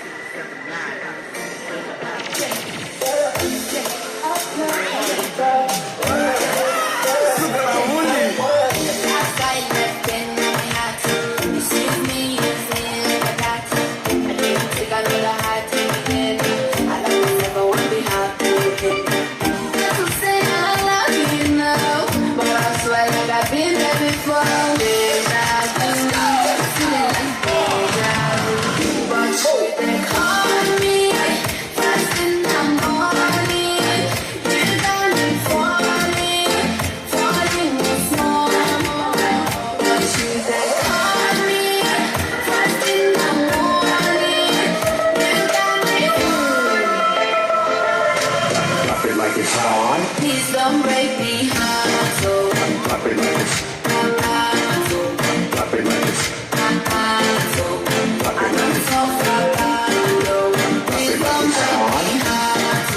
Clap it like this.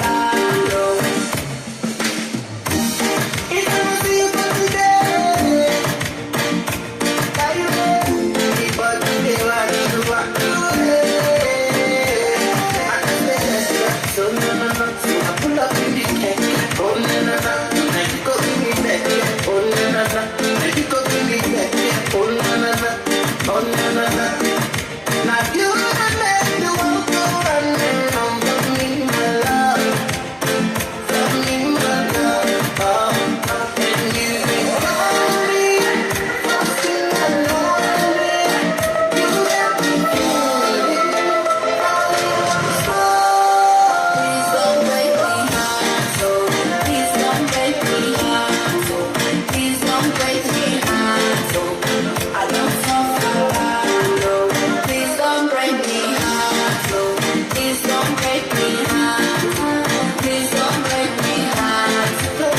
it like this.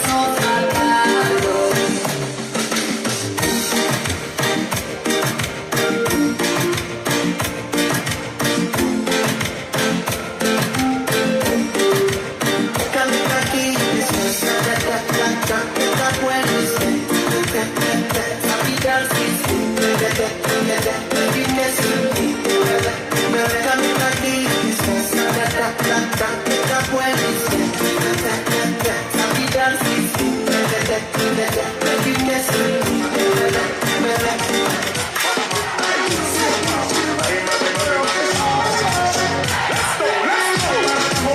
Clap it like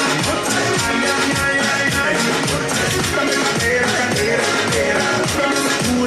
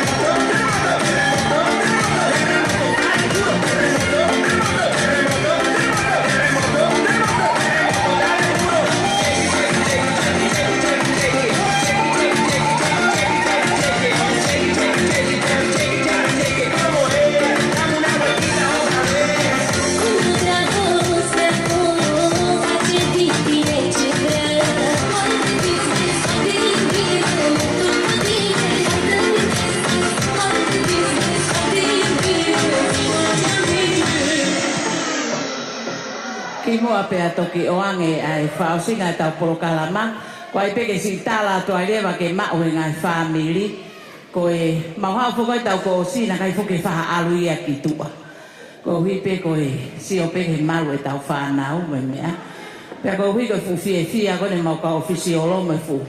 Ki i whanau talango fua taha pene mamani mau sio ai. Kai e ngatai.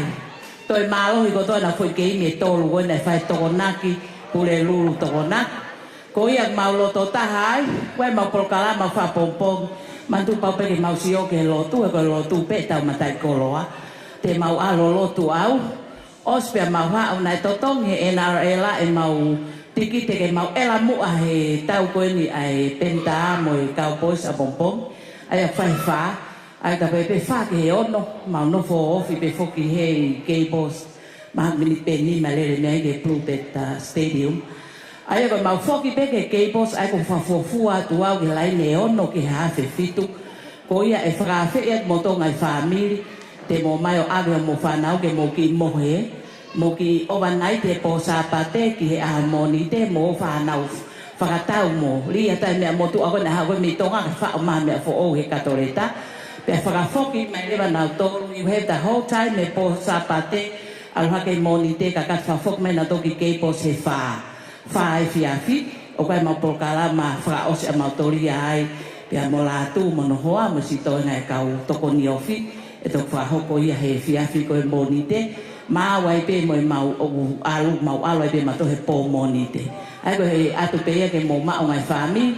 Ta ko fonga ko e fai ko mo piki mo fana ko mo alange pe e ai pe o ki IT ko hai ko e alu mo ia. Mai o IT o tuku ia fa ta mo passport ho ta haine ai mo ki lai ta telefoni pe mo fononga ai pe mo ai alu to ki ha pe mo a monite e fa o fa foki mai ho ki ta ma ka pa ni ia ko ga na fami. Saya puto pe e fai pe mau tau hi mau tolikia ka ko fai ngamali e nge mo mai o al mo mo ngai o fefine malo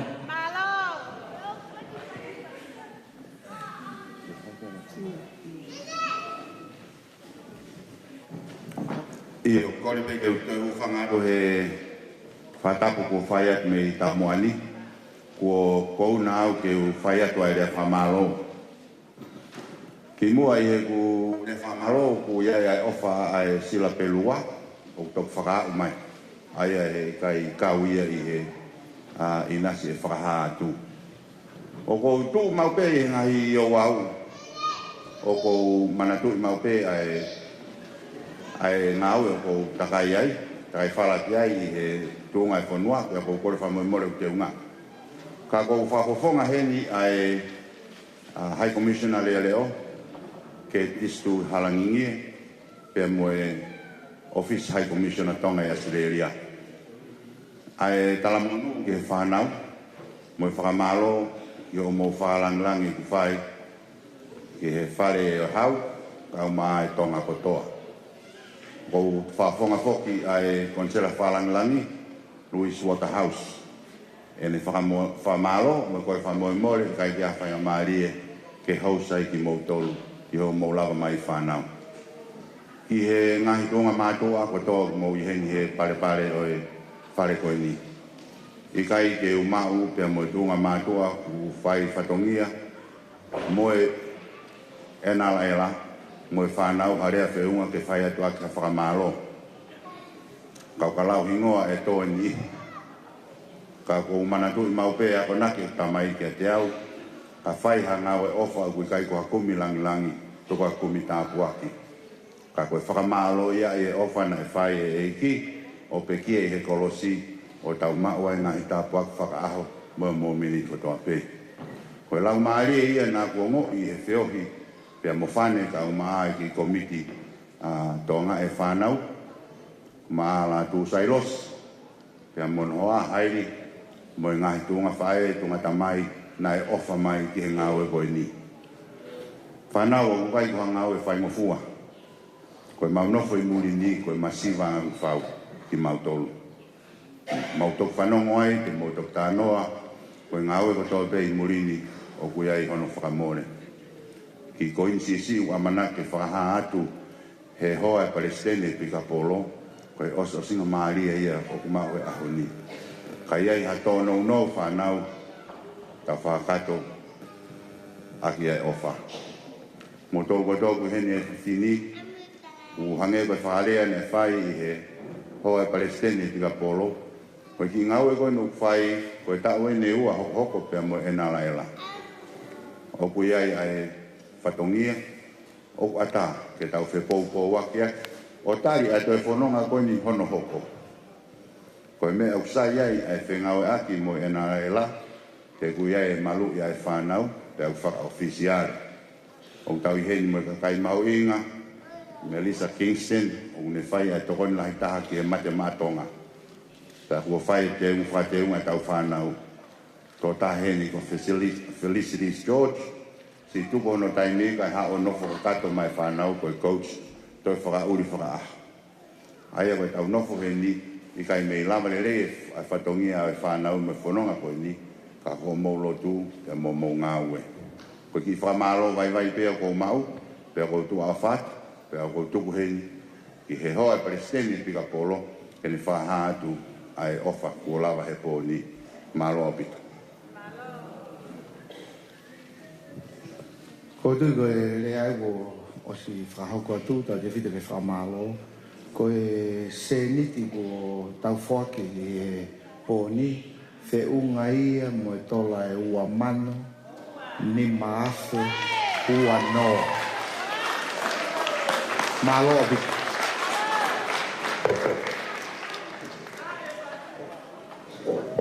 ke foke besi.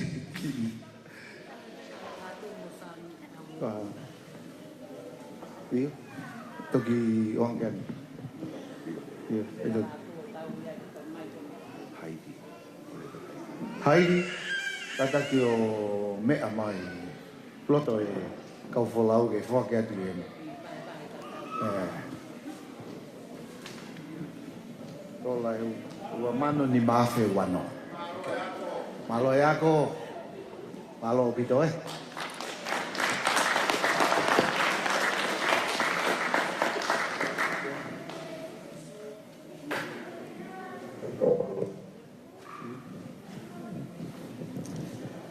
Ko mau tamai he vani ofa, ke angai fofonga i foko ki mau tolo in po whaamiri.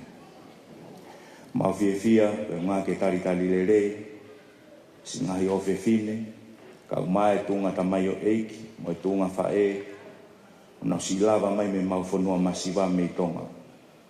Ko lava e ngahi whainga kotoa pe, pe mau whakamalo atu he koe i kuna, koe awhiona ata pe. Hounga kia te mau tolu ai fia fini. Mau lava mai ki heni ke whakakato e ngahi whatongia kotoa pe, koe ui ka ofa. O uto mea te mau tolu, mau whakapae e whanua muri koe ni, pia mau loto ke whakahaunga aki, ko ngā koe ngāwe lava mea kua whai ho whanau. Tāpu e kina ki mau tolu, ke ua hoko e mau fua ki, ko ha mea e ke mau masiva e mau nofo mo whakapae e whanua koe ni. Tāpu e kina whatua sino, kai whakalau maria ki mau tolu. Amanake ni ke mau mātuku atu ko mau takitaha api. Tuku mo te kaki e mau mo ui ke awhiona no malu ia ki mau tolu. Ke mau whanonga atu ke mau takitaha whaami. Tokoni mai ka te ki mau tolu, ke mau hangahi mo ui lelei mo sinong malo. Pea ke utu mua mau ai anga mea, ke hoko atu e mau nofo he whanua koe ni. Pea mau whakaongongo ki he wei e lau marie ke ne tataki a ki mau tolu e ngai mea lerei kotoa pe. Tokoni mai ka te ki mau tolu, ke mau manatu ke mau whanua masiwa. Pea mau whetokoni aki, e mau nofo koe ka inga e ngai whanua muri kotoa pe. Tau te whito ki tonga eiki. Koe mau lotu ia mo e mau kore mo e ofalahi ki a te koe. I he wafa o alko si sukala isi. Amen. Kakakau pikapolo. Malo pe mo kau folau. Toko ni mai hono si whakamau atu e u sea mo e mea. Kata whakamole. Malo. Whakamole pe, whakahoko mahu ku se pāniti. Alu peo ave se niti ka whane nā toi ki manumi haki se niti a te koe. Pea koe ai, koe ki se niti, whakahoko mahu ku se pāniti, la tulo me tau sailosi. Ave pe ka whane mo konseti o tuku ai ke toku vahe e whanau. Uingana si manumi au ko ospenia ko hoko atu au ia me whanau malo lahi.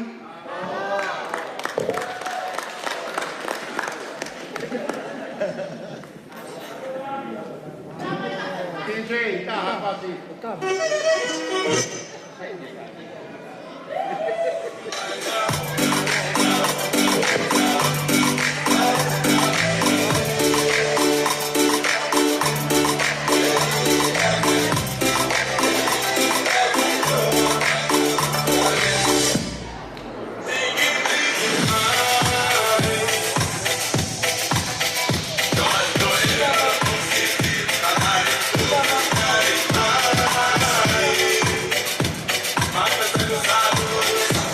I'm